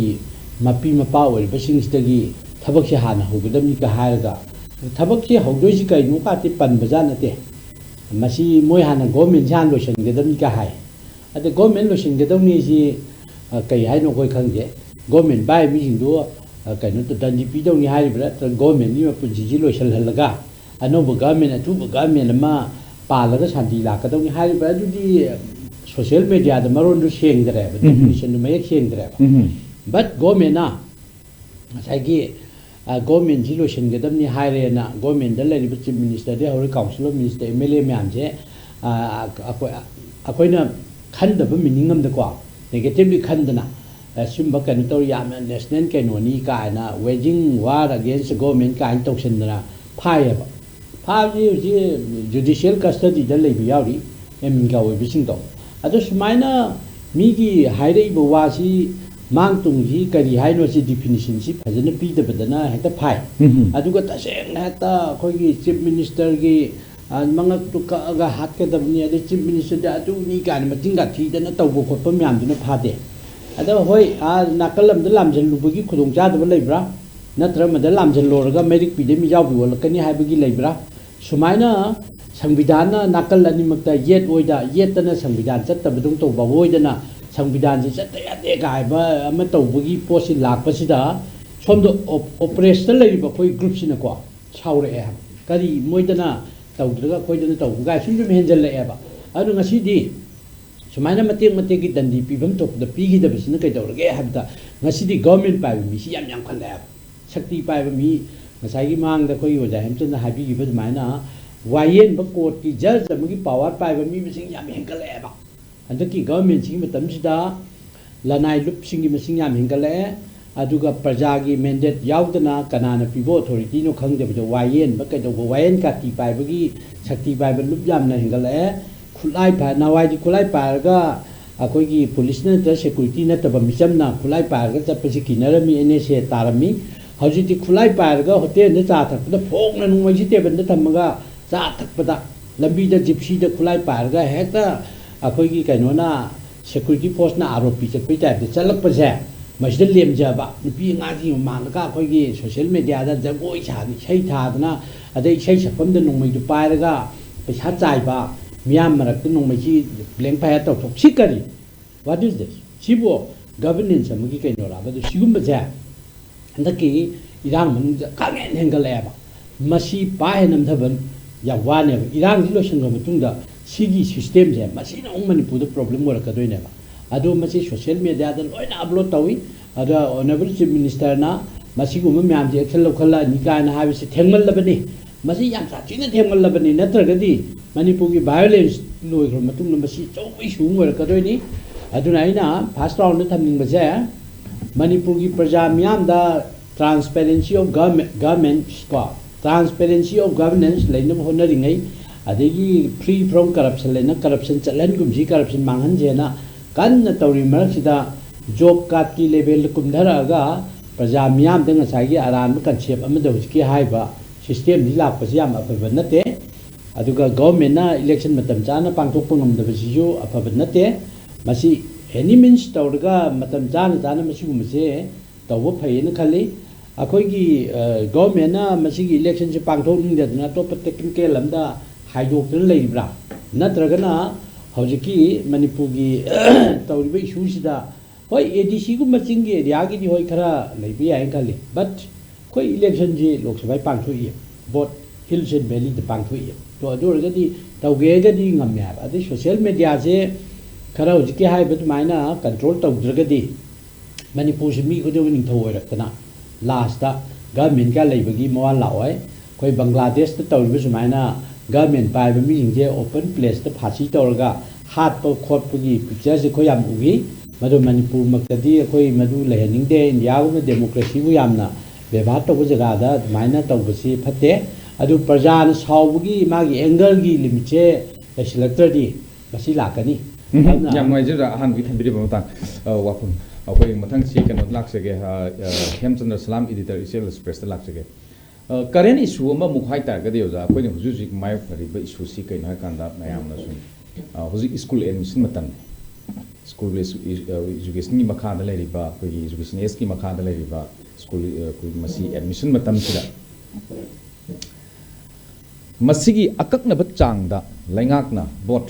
ꯑꯩꯈꯣꯏ ꯒꯣꯔꯃꯦꯟꯒꯤ ꯑꯣꯏꯕ ꯌꯥꯏ ꯒꯣꯔꯃꯦꯟꯒꯤꯁꯨ ꯑꯣꯏꯕ ꯌꯥꯏ ꯅꯠꯇ꯭ꯔꯒꯅ ꯄ꯭ꯔꯥꯏꯚꯦꯠꯀꯤꯁꯨ ꯑꯣꯏꯕ ꯌꯥꯏ ꯑꯀꯛꯅꯕ ꯆꯥꯡꯗ ꯉꯁꯥꯏꯒꯤ ꯁ꯭ꯀꯨꯜ ꯐꯤ ꯅꯠꯇ꯭ꯔꯒꯅ ꯑꯦꯗꯃꯤꯁꯟ ꯐꯤ ꯂꯧꯕꯒꯤ ꯃꯇꯥꯡꯁꯤ ꯃꯁꯤ ꯂꯦꯞꯊꯣꯛꯄ ꯂꯩꯇꯕꯅꯤꯅ ꯂꯧꯅꯤꯡꯕ ꯂꯧꯕ ꯄ꯭ꯔꯤ ꯅꯔꯁꯔꯤ ꯇꯝꯒꯗꯕ ꯑꯉꯥꯡꯁꯤꯡ ꯐꯥꯎꯕꯗ ꯌꯥꯝꯅ ꯑꯋꯥꯡꯕ ꯊꯥꯛꯀꯤ ꯃꯃꯜ ꯑꯩꯒꯤ ꯕꯤꯜꯗꯤꯡꯁꯤ ꯐꯖꯔꯦꯅ ꯂꯧꯔꯤꯕ꯭ꯔꯥ ꯅꯠꯇ꯭ꯔꯒꯅ ꯑꯩꯒꯤ ꯁꯤꯁꯇꯦꯝꯗꯨ ꯐꯖꯔꯦꯅ ꯂꯧꯔꯤꯕ꯭ꯔꯥ ꯑꯗꯣ ꯀꯔꯥꯏ ꯖꯒꯥꯗ ꯃꯥꯒꯤ ꯀ꯭ꯔꯥꯏꯇꯦꯔꯤꯌꯥꯁꯤ ꯀꯔꯤꯅꯣ ꯍꯣꯏ ꯃꯁꯤ ꯏꯟꯗꯤꯌꯥ ꯄꯨꯝꯕꯒꯤ ꯆꯠꯅꯔꯝꯕ ꯑꯣꯏꯔꯝꯕꯕꯨꯗꯤ ꯌꯥꯏ ꯑꯗꯨꯕꯨ ꯃꯅꯤꯄꯨꯔ ꯍꯥꯏꯔꯤꯕ ꯄꯤꯛꯈ꯭ꯔꯕ ꯁ꯭ꯇꯦꯠꯁꯤꯗꯗꯤ ꯑꯩꯈꯣꯏꯒꯤ ꯂꯤꯃꯤꯇꯦꯁꯟ ꯈꯔꯗꯤ ꯊꯝꯕ ꯃꯊꯧ ꯇꯥꯕ꯭ꯔꯥ ꯂꯩꯔꯤꯕ ꯃꯅꯤꯄꯨꯔꯒꯤ ꯑꯩꯈꯣꯏꯒꯤ ꯐꯥꯏꯅꯥꯟꯁꯤꯌꯦꯜ ꯀ꯭ꯔꯥꯏꯁꯤꯁ ꯍꯥꯏꯒꯗ꯭ꯔꯥ ꯁ꯭ꯋꯥꯏ ꯃꯇꯥꯡꯁꯤ ꯌꯦꯡꯕꯤꯕ ꯃꯇꯝꯗ ꯖꯔꯅꯦꯂꯤꯁ ꯃꯣꯏ ꯀꯃꯥꯏꯅ ꯊꯝꯕꯤ ꯃꯁꯤ ꯌꯥꯝ ꯅꯨꯡꯉꯥꯏꯕ ꯋꯥꯍꯪ ꯍꯥꯏꯇꯥꯔꯦ ꯀꯔꯕꯥꯔ ꯇꯧꯕꯁꯤ ꯅꯨꯡꯉꯥꯏꯕ ꯑꯦꯔꯤꯌꯥ ꯅꯨꯡꯉꯥꯏꯇꯕ ꯑꯦꯔꯤꯌꯥ ꯍꯥꯏꯅ ꯂꯩꯕꯁꯤꯗ ꯁꯤꯒꯤ ꯀꯔꯕꯥꯔ ꯃꯈꯜꯁꯤ ꯈ꯭ꯋꯥꯏꯗꯒꯤ ꯅꯨꯡꯉꯥꯏꯕ ꯀꯔꯕꯥꯔ ꯑꯃꯈꯛ ꯑꯣꯏꯌꯦꯕ ꯃꯅꯤꯄꯨꯔꯗ ꯃꯁꯤ ꯏꯟꯗꯤꯌꯥꯗꯅꯤ ꯏꯟꯗꯤꯌꯥꯗꯁꯨ ꯑꯣꯏꯔꯤꯕꯅꯤ ꯏꯟꯗꯤꯌꯥꯗ 1980 ꯁ꯭ꯋꯥꯏꯗꯒꯤ ꯉꯁꯥꯏꯒꯤ ꯍꯧꯔꯛꯈ꯭ꯔꯦꯀꯣ ꯑꯩꯈꯣꯏ ꯃꯅꯤꯄꯨꯔꯗ ꯈꯤꯇꯪ ꯊꯦꯡꯇꯛꯅ ꯌꯧꯔꯛꯑꯒꯁꯨ ꯍꯧꯖꯤꯛꯇꯤ ꯃꯁꯤ ꯌꯥꯝꯅ ꯃꯄꯨꯡ ꯐꯥꯕ ꯑꯃꯈꯛ ꯑꯣꯏꯔꯦꯅ ꯍꯥꯏꯖꯅꯤꯡꯉꯤ ꯑꯗꯣ ꯑꯉꯥꯡ ꯍꯥꯏꯕꯁꯤ ꯃꯃꯥ ꯃꯄꯥꯅ ꯈ꯭ꯋꯥꯏꯗꯒꯤ ꯂꯨꯅ ꯂꯧꯖꯕ ꯍꯥꯏꯇꯥꯔꯦ ꯑꯩꯒꯤ ꯏꯆꯥꯁꯤ ꯑꯩꯒꯤ ꯃꯍꯥꯛꯁꯤ ꯃꯤ ꯑꯣꯏꯅꯅꯕ ꯁꯦꯝꯕꯤꯔꯝꯕ ꯃꯍꯥꯛꯄꯨ ꯂꯝꯖꯤꯡꯕꯤꯔꯝꯕ ꯍꯥꯏꯕꯁꯤ ꯃꯃꯥ ꯃꯄꯥꯗꯨꯒꯤ ꯌꯥꯝꯅ ꯍꯦꯛ ꯑꯍꯥꯟꯕ ꯗ꯭ꯌꯨꯇꯤꯅꯤ ꯍꯥꯏꯇꯥꯔꯦ ꯄ꯭ꯔꯥꯏꯃꯥꯔꯤ ꯑꯗꯨꯅ ꯃꯁꯤ ꯇꯧꯅꯕ ꯍꯣꯠꯅꯔꯛꯄ ꯀꯥꯟꯗ ꯃꯁꯤꯒꯤ ꯈꯨꯗꯣꯡꯆꯥꯕꯁꯦ ꯃꯤ ꯈꯔꯅ ꯂꯧꯕꯒꯤ ꯋꯥꯅꯤ ꯌꯥꯝ ꯁꯦꯡꯅ ꯇꯧꯕꯁꯨ ꯂꯩꯇꯕꯗꯤ ꯅꯠꯇꯦ ꯑꯗꯨꯒꯨꯝꯕꯗꯨꯗꯤ ꯃꯁꯤꯡ ꯈꯔ ꯑꯗꯨꯝ ꯍꯟꯊꯩꯌꯦꯅ ꯍꯥꯏꯇꯥꯔꯦ ꯑꯗ ꯃꯁꯤꯒꯤ ꯀꯔꯕꯥꯔ ꯈꯨꯇꯧꯁꯤꯗꯗꯤ ꯂꯤꯃꯤꯠꯂꯦꯁꯅꯦ ꯑꯉꯥꯡ ꯑꯃꯗ ꯉꯁꯥꯏ ꯑꯉꯥꯡ ꯑꯃ ꯄ꯭ꯔꯤ ꯅꯔꯁꯔꯤꯒꯤ ꯉꯁꯥꯏꯒꯤ ꯑꯦꯗꯃꯤꯁꯟꯁꯤꯗꯒꯤ ꯍꯧꯔꯒ ꯍꯧꯖꯤꯛꯇꯤ ꯍꯥꯟꯅ 4,000-5,000 ꯀꯥꯏꯅ ꯇꯧꯔꯝꯕꯗꯣ ꯍꯧꯖꯤꯛꯇꯤ ꯑꯦꯚꯔꯦꯖꯇ 10,000 ꯑꯗꯨꯝ ꯌꯧꯔꯦ ꯑꯉꯥꯡ ꯑꯃ ꯃꯤꯡ ꯆꯟꯕ ꯍꯦꯛ ꯃꯆꯥꯁꯤꯒꯤ ꯃꯤꯡ ꯆꯟꯕꯁꯤ ꯍꯧꯔꯛꯄꯒꯤ ꯁ꯭ꯋꯥꯏꯁꯤꯗꯒꯤ ꯑꯗꯨꯝ ꯍꯧꯔꯦ ꯌꯨꯅꯤꯐꯣꯔꯝꯗꯒꯤ ꯀꯔꯕꯥꯔ ꯇꯧꯔꯦ ꯂꯥꯏꯔꯤꯛꯇꯒꯤ ꯀꯔꯕꯥꯔ ꯍꯧꯔꯦ ꯑꯗꯩ ꯑꯉꯥꯡꯗꯨꯒꯤ ꯕꯦꯛꯇꯒꯤ ꯌꯦꯁ ꯑꯉꯥꯡꯗꯨ ꯑꯦꯗꯃꯤꯁꯟ ꯇꯧꯔꯒ ꯂꯥꯏꯔꯤꯛ ꯃꯁꯥꯗ ꯌꯣꯝꯃꯤꯕ ꯄꯨꯝꯅꯃꯛꯇꯣ ꯌꯦꯁ ꯑꯉꯥꯡꯗꯨ ꯂꯥꯏꯔꯤꯛ ꯇꯥꯛꯄꯤꯕꯗꯨꯒꯤꯗꯃꯛꯇ ꯂꯧꯐꯝ ꯊꯣꯛꯄ ꯐꯤ ꯂꯧꯕꯗꯨ ꯑꯃꯔꯣꯝꯗꯗꯤ ꯀꯥꯏꯗꯦ ꯍꯥꯏꯅ ꯂꯧꯋꯦꯕꯀꯣ ꯑꯉꯥꯡꯁꯤ ꯌꯥꯝꯅ ꯑꯐꯕ ꯂꯝꯕꯤꯔꯣꯝꯗ ꯁꯦꯝꯕꯤꯔꯛꯀꯗꯣꯏꯅꯤ ꯍꯥꯏꯔꯒ ꯃꯗꯨ ꯅꯠꯇꯕ ꯁ꯭ꯀꯨꯜꯁꯤꯡꯁꯤꯅ ꯍꯧꯖꯤꯛ ꯇꯧꯔꯤꯁꯦ ꯁ꯭ꯀꯨꯜꯗꯨꯒꯤ ꯂꯣꯒꯣ ꯌꯥꯎꯕ ꯐꯨꯔꯤꯠ ꯍꯧꯔꯅꯤ ꯁꯤꯗꯒꯤ ꯍꯧꯔꯅꯤ ꯑꯗꯒꯤ ꯁ꯭ꯀꯨल ꯕꯦग ꯍꯧꯔꯅꯤ ꯂꯥꯏꯔꯤꯛꯁꯨ ꯃꯣꯏꯅ ꯌꯣꯟꯒꯅꯤ ꯑꯗꯒꯤ एवरीथिंग्स ꯑꯉꯥꯡꯁꯤꯅ ꯅꯣꯡꯃꯗ ꯆꯪꯉꯤꯕ ꯄꯣꯠ ꯈꯨꯗꯤꯡꯃꯛꯁꯦ ꯃꯥꯒꯤ ꯁ꯭ꯀꯨꯜꯗꯨꯗꯒꯤ ꯂꯩꯕꯒꯤ ꯐꯤꯕꯝ ꯑꯃ ꯂꯥꯛꯑꯦꯕ इवन अखोइना मार्केट लुपा 100 लुपा 200 पीगदौबा जर्सी अखोइगी से अरे लोगो सिम नपसिल कांसिदा 1200 नत्रगा अदुगिन थका योनदोइने अदा हाइरगसु सिगी लोगो सिना पकपनिना मार्केट सेम मार्केट तुदा अखोइ योन ngam देना अदुसु दुम मखुमबको याम साथीरी से मसुमाइना तौरो चथरक पसिना लूट तौरक पसिना ngasiदी मसी यामना खुगी मारा तारबा चनबी मो ओलबा यामना लीगलाइज तौरबा अमगदम लेथोखरे मसीनेबा अखोइदा याम तुम कोइना सोरकदोरिसिदी ngसाई मणिपुरदा खुगी गवर्नमेंट स्कूल सिंगसी सिदगिबसे मसीन मरम मरकंदा ममा पासिंगना मचासिंग सेमरनबा मचासिंग फहनबैदमक्ता तंगाई पदना प्राइवेट स्कूल सिंगसिदा मियेंग लाए मियेंग थमगा मसीदा थारगदी चाचे फरकनी हाइबी वखलोन दुनिया मसीगी कुदोंग साबसे स्कूल तौरिबसिंग नमक लौबने लौर कांसिदा अंगांग दु ताकपिरो फरे अंगांग दु ताकपिबगी एडमिशन की लुपा 5,000 लोगेरा अदगी मागी ट्यूशन फी 10 लोगेरा लौ बट मसीसिदा अंगांग दुदा सिनरगदोरिबा मागी ngसागी लाइरिक्तगी हौरगा पोट मचा मचा मयाम सिदा अमुकसु करबार तुचिनबसिदी मसीदी हेनमलेन हाइतारे अमरोमदा मखोइगी ओइनदी याम फब करबार अमो ओइन चथरकबा अदुग मियामददी सेंगना सुक्वारा मतम सिदा प्लस सगुन तोबी मोने लाइसि हजि ममा पापा सिंगसि हाइबा ngमदबगी वानी हाइरगा सु तारु दोबा प्राइवेट स्कूल दुदा हाइरगा तारोइबा कइसु अदुना तारो दोबनिना उपाय लेतबनिना अदुम यामसु यामद्रसु अदुम चटखरेबा यामने हेना पैसा पाइबा इना खुनबा मिउददी मदु कइसु मसी कइनते तौरसु यायन खलमगनेबा अदुबा मसादी सेमनिंगबा सेंथोक वाटपा हाइतारे अदुगुम्बा इमुंगददी मदु तौनबो होनबा कांदा मोइगी मतुंगजी इन्नबो होनबा कांददी सोमददी एकता मनोले दुनेबा अदु सी मसी से अखोइदा मणिपुर गवर्नमेंट जिना अखोइगी लैदि लेबनी प्राइवेट रेगुलेशन करिनो एकखरदी अखोइसी सेमग्रबनेबो अदु ngasi bawda madugi implement torpagi mamidi udriba machine maram markanda ngasi school singsina loinamakti haijaro yam phaba school yauri ꯑꯗꯨꯅ ꯇꯕꯗ ꯁ꯭ꯀꯨꯜ ꯈꯔꯅ ꯍꯤꯔꯝ ꯈꯨꯗꯤꯡꯃꯛꯇ ꯑꯉꯥꯡꯁꯤ ꯑꯩꯈꯣꯏꯒꯤ ꯃꯥꯅ ꯇꯝꯕꯤꯒꯗꯧꯔꯤꯕ ꯁꯥꯇ꯭ꯔ ꯑꯣꯏꯅ ꯎꯔꯛꯇꯕ ꯃꯥꯒꯤ ꯂꯥꯂꯣꯟ ꯄꯣꯠ ꯑꯣꯏꯅ ꯎꯔꯛꯄ ꯅꯠꯇ꯭ꯔꯒ ꯕ꯭ꯔꯣꯏꯂꯔ ꯂꯣꯏꯕꯒꯤ ꯕ꯭ꯔꯣꯏꯂꯔ ꯑꯩꯈꯣꯏꯒꯤ ꯃꯗꯨꯗꯒꯤ ꯑꯩ ꯈꯔ ꯀꯥꯟꯅꯕ ꯈꯔꯗꯤ ꯐꯪꯗꯣꯔꯤꯗꯅ ꯑꯗꯨꯃꯥꯏꯅ ꯑꯉꯥꯡꯁꯤ ꯕ꯭ꯔꯣꯏꯂꯔꯅ ꯎꯔꯛꯄ ꯍꯥꯏꯇꯥꯔꯦ ꯑꯗꯨꯒꯤ ꯐꯤꯕꯝꯗ ꯂꯥꯛꯄꯁꯤꯗꯤ ꯒꯃꯦꯟꯅ ꯈꯔ ꯌꯦꯡꯁꯤꯟꯐꯝ ꯊꯣꯛꯑꯦꯅ ꯈꯜꯂꯤ ꯃꯗꯨ ꯅꯠꯇ ꯇꯥꯔꯒꯗꯤ ꯁꯤꯗꯤ ꯄꯨꯔꯥ ꯐ꯭ꯔꯤ ꯊꯥꯗꯣꯛꯑꯒ ꯃꯥꯅ ꯇꯧꯅꯤꯡꯕ ꯁꯨꯝ ꯇꯧꯕ ꯌꯥꯔꯒꯗꯤ ꯒꯃꯦꯟ ꯂꯩꯔꯨꯕ ꯀꯩ ꯀꯥꯟꯅꯔꯤꯒꯦ ꯑꯗꯨꯅ ꯂꯩꯈ꯭ꯔꯤꯕ ꯔꯨꯜꯁ ꯃꯌꯥꯝꯗꯨ ꯈꯖꯤꯛꯇꯪ ꯑꯦꯄ꯭ꯂꯥꯏ ꯇꯧꯕꯤꯔꯒ ꯄ꯭ꯔꯥꯏꯚꯦꯠ ꯁ꯭ꯀꯨꯜꯁꯤꯡꯁꯤꯅ ꯂꯧꯔꯤꯕ ꯐꯤꯒꯤ ꯆꯥꯡꯁꯤꯁꯨ ꯍꯣꯏ ꯃꯣꯏꯒꯤꯁꯨ ꯃꯥꯡꯕ ꯌꯥꯗꯦ ꯃꯁꯤꯁꯤꯗ ꯑꯃꯁꯨ ꯍꯥꯏꯖꯅꯤꯡꯉꯤꯅ ꯁ꯭ꯀꯨꯜ ꯑꯃ ꯆꯂꯥꯏꯕ ꯃꯇꯝꯗ ꯌꯥꯝ ꯆꯪꯈ꯭ꯔꯦꯕꯀꯣ ꯃꯁꯤꯒꯤ ꯇꯦꯛꯅꯤꯀꯦꯜ ꯑꯣꯏꯕ ꯑꯗꯒꯤ ꯃꯥꯒꯤ ꯑꯣꯖꯥꯁꯤꯡꯒꯤ ꯑꯗꯒꯤ ꯁ꯭ꯇꯥꯐ ꯃꯌꯥꯝꯗꯒꯤ ꯃꯗꯨꯒꯤ ꯃꯦꯅꯦꯖ ꯇꯧꯔꯛꯀꯗꯕꯗꯤ ꯄꯩꯁꯥ ꯆꯪꯉꯤ ꯑꯗꯨꯒꯤꯗꯃꯛꯇ ꯂꯧꯐꯝ ꯊꯣꯛꯄꯗꯨ ꯉꯁꯥꯏꯒꯤ ꯆꯨꯅꯕ ꯆꯥꯡ ꯑꯃꯗ ꯂꯧꯕꯗꯨꯗꯤ ꯆꯨꯝꯃꯦꯕ ꯑꯗꯨꯒ ꯑꯗꯨ ꯅꯠꯇꯗꯅ ꯃꯣꯏꯅ ꯉꯁꯥꯏꯒꯤ ꯀꯅꯥꯒꯨꯝꯕꯁꯤꯡꯅ ꯂꯧꯅꯤꯡꯕꯗ ꯂꯧꯕꯒꯤ ꯃꯑꯣꯡ ꯑꯃ ꯂꯥꯛꯏꯕꯁꯤꯗꯤ ꯃꯁꯤꯗꯤ ꯔꯤꯒꯨꯂꯦꯠ ꯇꯧꯕ ꯆꯨꯝꯃꯦꯅ ꯑꯩ ꯍꯥꯏꯅꯤꯡꯉꯦꯕꯀꯣ ꯑꯗꯨ ꯅꯠꯇꯗꯅ ꯃꯁꯤ ꯁꯨꯝ ꯊꯥꯗꯣꯛꯑꯒ ꯁꯨꯝ ꯊꯝ ꯇꯥꯔꯒꯗꯤ ꯁꯤꯗꯤ ꯃꯇꯝꯒꯤ ꯃꯇꯨꯡ ꯏꯟꯅ ꯁꯨꯝ ꯍꯦꯟꯖꯜꯂꯛꯇꯨꯅ ꯀꯥ ꯍꯦꯟꯅ ꯑꯩꯈꯣꯏꯒꯤ ꯄꯨ ꯊꯥꯡ ꯉꯝꯗꯕꯒꯤ ꯐꯤꯕꯝ ꯑꯃ ꯂꯥꯛꯑꯒꯗꯤ ꯃꯗꯨ ꯁꯣꯁꯤꯌꯦꯜ ꯀ꯭ꯔꯥꯏꯝ ꯑꯃ ꯊꯣꯛꯂꯛꯄ ꯌꯥꯕꯒꯤ ꯑꯣꯊꯣꯛꯄꯗꯨ ꯂꯩ ꯑꯗꯨꯅ ꯁ꯭ꯋꯥꯏꯁꯤ ꯂꯩꯉꯥꯛꯅ ꯈꯔꯁꯨ ꯌꯦꯡꯁꯤꯜꯍꯧꯕ ꯃꯇꯥꯡ ꯆꯥꯒꯅꯤ ꯃꯗꯨꯁꯨ ꯌꯦꯡꯁꯤꯜꯍꯧꯕ ꯆꯨꯝꯃꯦꯅ ꯊꯝꯖꯒꯦ ꯌꯥꯝ ꯅꯨꯡꯉꯥꯏꯖꯩ ꯑꯩ ꯃꯊꯪꯁꯤ ꯀꯩꯅꯣ ꯂꯥꯛꯆꯒꯦ MPC ꯋꯥꯔꯛꯁ ꯄꯥꯔꯁꯟꯗ ꯂꯣ ꯑꯦꯟ ꯑꯣꯔꯗꯔ ꯃꯁꯤ ꯑꯆꯧꯕ ꯏꯁꯨ ꯑꯃꯅꯤ ꯍꯧꯖꯤꯛꯁꯤ ꯃꯅꯤꯄꯨꯔꯒꯤ ꯂꯣ ꯑꯦꯟ ꯑꯣꯔꯗꯔ ꯀꯔꯣꯝ ꯆꯠꯈ꯭ꯔꯒꯦ ꯀꯃꯥꯏꯅ ꯇꯧꯔꯤꯒꯦ ꯁꯤ ꯃꯤꯌꯥꯝꯅ ꯄꯥꯕ꯭ꯂꯤꯛꯅ ꯍꯪꯅꯔꯒ ꯂꯩꯕ ꯋꯥꯐꯝ ꯑꯃꯗꯤ ꯑꯣꯏꯔꯕ꯭ꯔꯥ ꯑꯗꯨꯅ ꯉꯁꯥꯏꯒꯤ ꯇꯣꯞ ꯃꯈꯥ ꯂꯩꯀꯥꯏ ꯃꯩꯔꯥ ꯄꯥꯏꯕꯤ ꯑꯃꯁꯨꯡ ꯇꯣꯞ ꯃꯌꯥꯏ ꯂꯩꯀꯥꯏ ꯃꯩꯔꯥ ꯄꯥꯏꯕꯤ ꯑꯅꯤꯅ ꯄꯨꯟꯅ ꯈꯨꯠꯁꯝꯅꯗꯨꯅ ꯇꯣꯞ ꯃꯌꯥꯏ ꯂꯩꯀꯥꯏꯒꯤ ꯀꯝꯃꯨꯅꯤꯇꯤ ꯍꯣꯜꯗ ꯈꯨꯜ ꯉꯥꯛꯄ ꯍꯥꯠꯄ ꯑꯃꯁꯨꯡ ꯑꯩꯈꯣꯏꯒꯤ ꯐꯥꯖꯤꯟꯈꯤꯕꯒꯤ ꯊꯧꯑꯣꯡ ꯌꯥꯅꯤꯡꯗꯕ ꯐꯣꯡꯗꯣꯛꯄꯒꯤ ꯋꯥꯀꯠ ꯃꯤꯐꯝ ꯑꯃ ꯑꯗꯨꯝ ꯑꯃꯁꯨ ꯂꯩ ꯄꯥꯎꯆꯦꯁꯤꯡꯗ ꯑꯩꯈꯣꯏ ꯐꯣꯡꯅꯔꯛꯄ ꯃꯌꯥꯝꯅ ꯑꯗꯨꯝ ꯊꯦꯡꯅꯔꯤ ꯑꯗꯨꯒ ꯅꯥꯀꯜ ꯑꯃꯔꯣꯝꯗꯅ ꯑꯃꯨꯛ ꯁꯦꯟꯈꯥꯏ ꯊꯨꯝꯈꯥꯏꯒꯤ ꯋꯥꯐꯝꯁꯨ ꯑꯗꯨꯝ ꯄꯨꯊꯣꯛꯅꯔꯛꯏ ꯑꯅꯤꯁꯤꯒꯤ ꯃꯅꯨꯡꯁꯤꯗ ꯑꯩꯈꯣꯏ ꯃꯐꯝ ꯑꯃꯗꯅ ꯈꯨꯜ ꯉꯥꯛꯄꯁꯤꯡꯒꯤ ꯄ꯭ꯔꯣꯕ꯭ꯂꯦꯝ ꯑꯩꯈꯣꯏ ꯊꯣꯛꯏꯕ ꯍꯧꯖꯤꯛ ꯑꯩꯈꯣꯏ ꯃꯁꯤ ꯂꯣꯏꯁꯤꯟꯕ ꯅꯠꯇ꯭ꯔꯤ ꯀꯩꯗꯧꯉꯩ ꯀꯔꯝꯕ ꯀꯥꯟꯗ ꯅꯣꯡꯃꯩ ꯕꯣꯝ ꯀꯥꯞꯄꯛꯑꯒ ꯑꯩꯈꯣꯏꯒꯤ ꯇꯝꯄꯥꯛꯇ ꯂꯩꯔꯤꯕ ꯄꯤꯄꯜꯁꯤꯡꯁꯤꯅ ꯂꯥꯟꯗꯥꯔꯛꯀꯗꯒꯦ ꯍꯥꯏꯕꯁꯨ ꯑꯩꯈꯣꯏ ꯇꯝꯕ ꯉꯝꯗ꯭ꯔꯤ ꯍꯥꯏꯕ ꯉꯝꯗ꯭ꯔꯤ ꯑꯗꯨ ꯁ꯭ꯋꯥꯏ ꯃꯇꯥꯡꯁꯤ ꯌꯦꯡꯉꯀꯥꯟꯗ ꯀꯃꯥꯏꯅ ꯊꯝꯕꯤꯕ ꯌꯥꯏ MPC spokesperson law and order ꯐꯤꯕꯝ ꯃꯅꯤꯄꯨꯔꯒꯤ ꯑꯣꯏꯅꯗꯤ ꯂꯣ ꯑꯦꯟ ꯑꯣꯔꯗꯔꯁꯤ ꯄꯨꯔꯥ ꯇꯣꯇꯦꯂꯤ ꯀꯣꯂꯦꯞꯁꯇ ꯇꯥꯔꯦ ꯄꯨꯔꯥ ꯐꯦꯜ ꯑꯣꯏꯔꯦ ꯍꯥꯏꯕꯁꯤ ꯑꯩꯅ ꯍꯥꯏꯕ ꯅꯠꯇꯦ ꯚꯥꯔꯠꯀꯤ ꯑꯣꯅꯔꯦꯕꯜ ꯁꯨꯄ꯭ꯔꯤꯝ ꯀꯣꯔꯠꯅ ꯍꯥꯏꯔꯕꯅꯤ ꯃꯅꯤꯄꯨꯔꯒꯤ ꯂꯣ ꯑꯦꯟ ꯑꯣꯔꯗꯔꯁꯤ ꯌꯥꯗ꯭ꯔꯦ ꯂꯥꯟꯁꯤꯒ ꯃꯩ ꯂꯩꯅꯅꯅꯤ ꯑꯗꯣ ꯍꯧꯖꯤꯛ ꯑꯩꯈꯣꯏꯒꯤ ꯂꯣ ꯑꯦꯟ ꯑꯣꯔꯗꯔꯁꯤ ꯍꯤꯔꯝ ꯑꯅꯤꯗ ꯅꯩꯅꯕ ꯌꯥꯏ ꯑꯃꯅ ꯉꯁꯥꯏꯒꯤ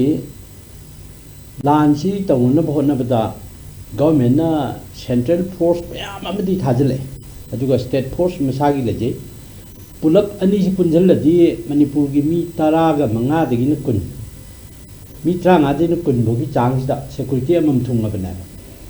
ꯑꯗꯣ ꯃꯁꯤ ꯃꯌꯥꯝꯁꯤ ꯂꯩꯔꯒꯁꯨ ꯃꯅꯤꯄꯨꯔꯒꯤ ꯍꯧꯖꯤꯛꯀꯤ ꯑꯣꯏꯔꯤꯕ ꯚꯥꯏꯑꯣꯂꯦꯟꯁꯁꯤ ꯀꯟꯇ꯭ꯔꯣꯜ ꯇꯧꯕ ꯉꯝꯗꯦ ꯁꯦꯀꯨꯔꯤꯇꯤ ꯃꯌꯥꯝꯁꯦ ꯀꯩꯗꯧꯕꯩ ꯊꯥꯔꯛꯏꯅꯣ ꯍꯥꯏꯕꯒꯤ ꯀꯣꯏꯁꯟꯅꯤ ꯃꯔꯝꯗꯤ ꯀꯔꯤꯒꯨꯝꯕ ꯐꯣꯔꯦꯟ ꯑꯦꯒ꯭ꯔꯦꯁꯟ ꯅꯠꯇ꯭ꯔꯒꯅ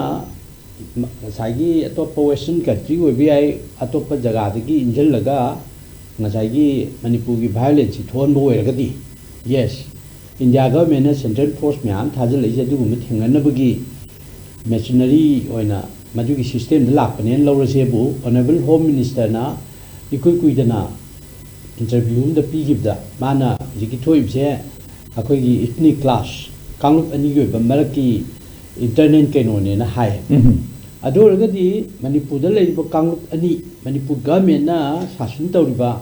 ꯁꯔꯀꯥꯔꯁꯤꯒꯤ ꯃꯈꯥꯗ ꯂꯩꯕ ꯀꯥꯡꯂꯨꯞ ꯑꯅꯤꯅ ꯏꯟꯇꯔꯅꯦꯜꯂꯤ ꯊꯦꯡꯅꯖꯕ ꯂꯥꯜ ꯑꯣꯏꯔꯒꯗꯤ ꯃꯈꯣꯏꯒꯤ ꯃꯤꯡꯗ ꯀꯔꯤ central force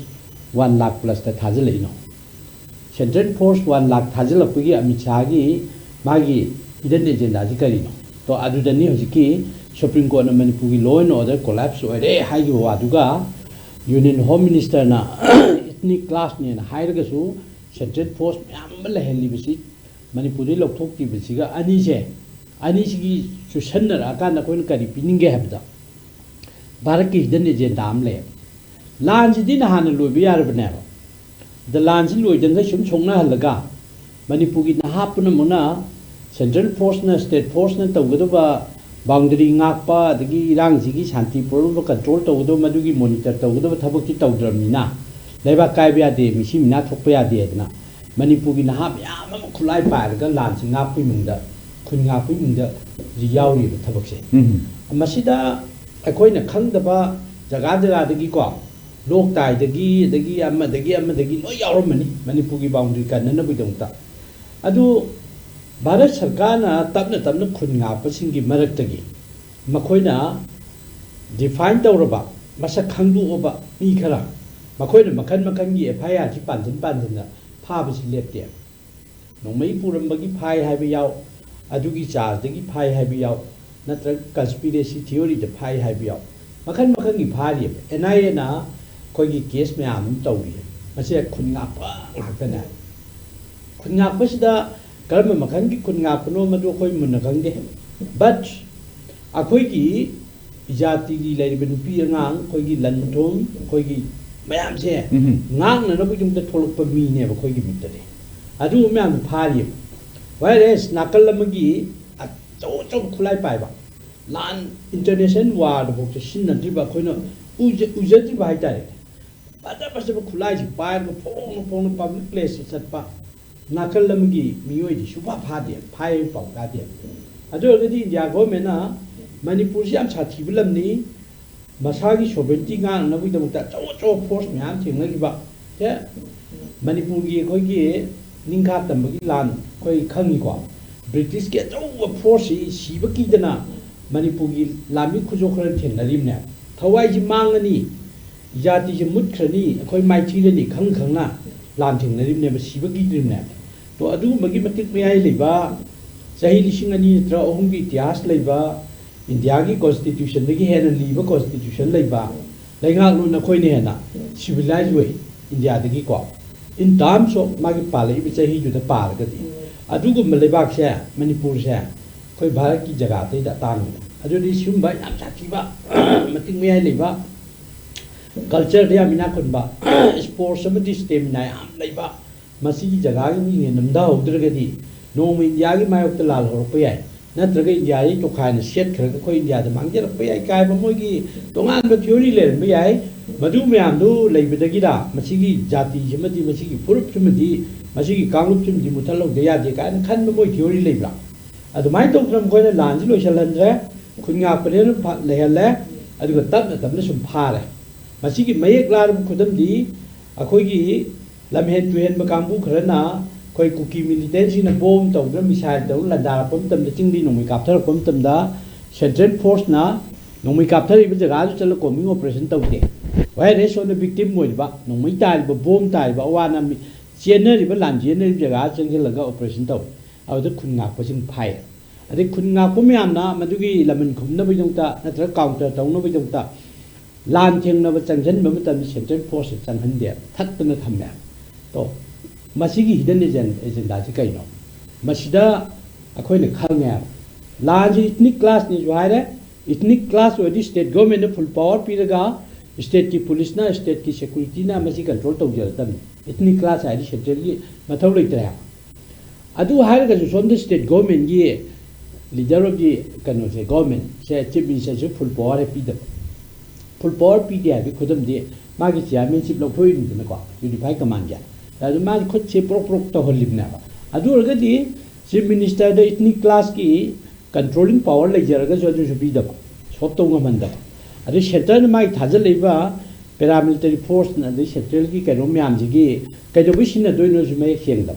I do a Kuninga Pasingi, Matoja, Noisalo, you the Potaro, like the Morocco Lescaro University, Koi police lady, Central Force and Nani, Koi Kuki, military man, the Koitan, that also hide them.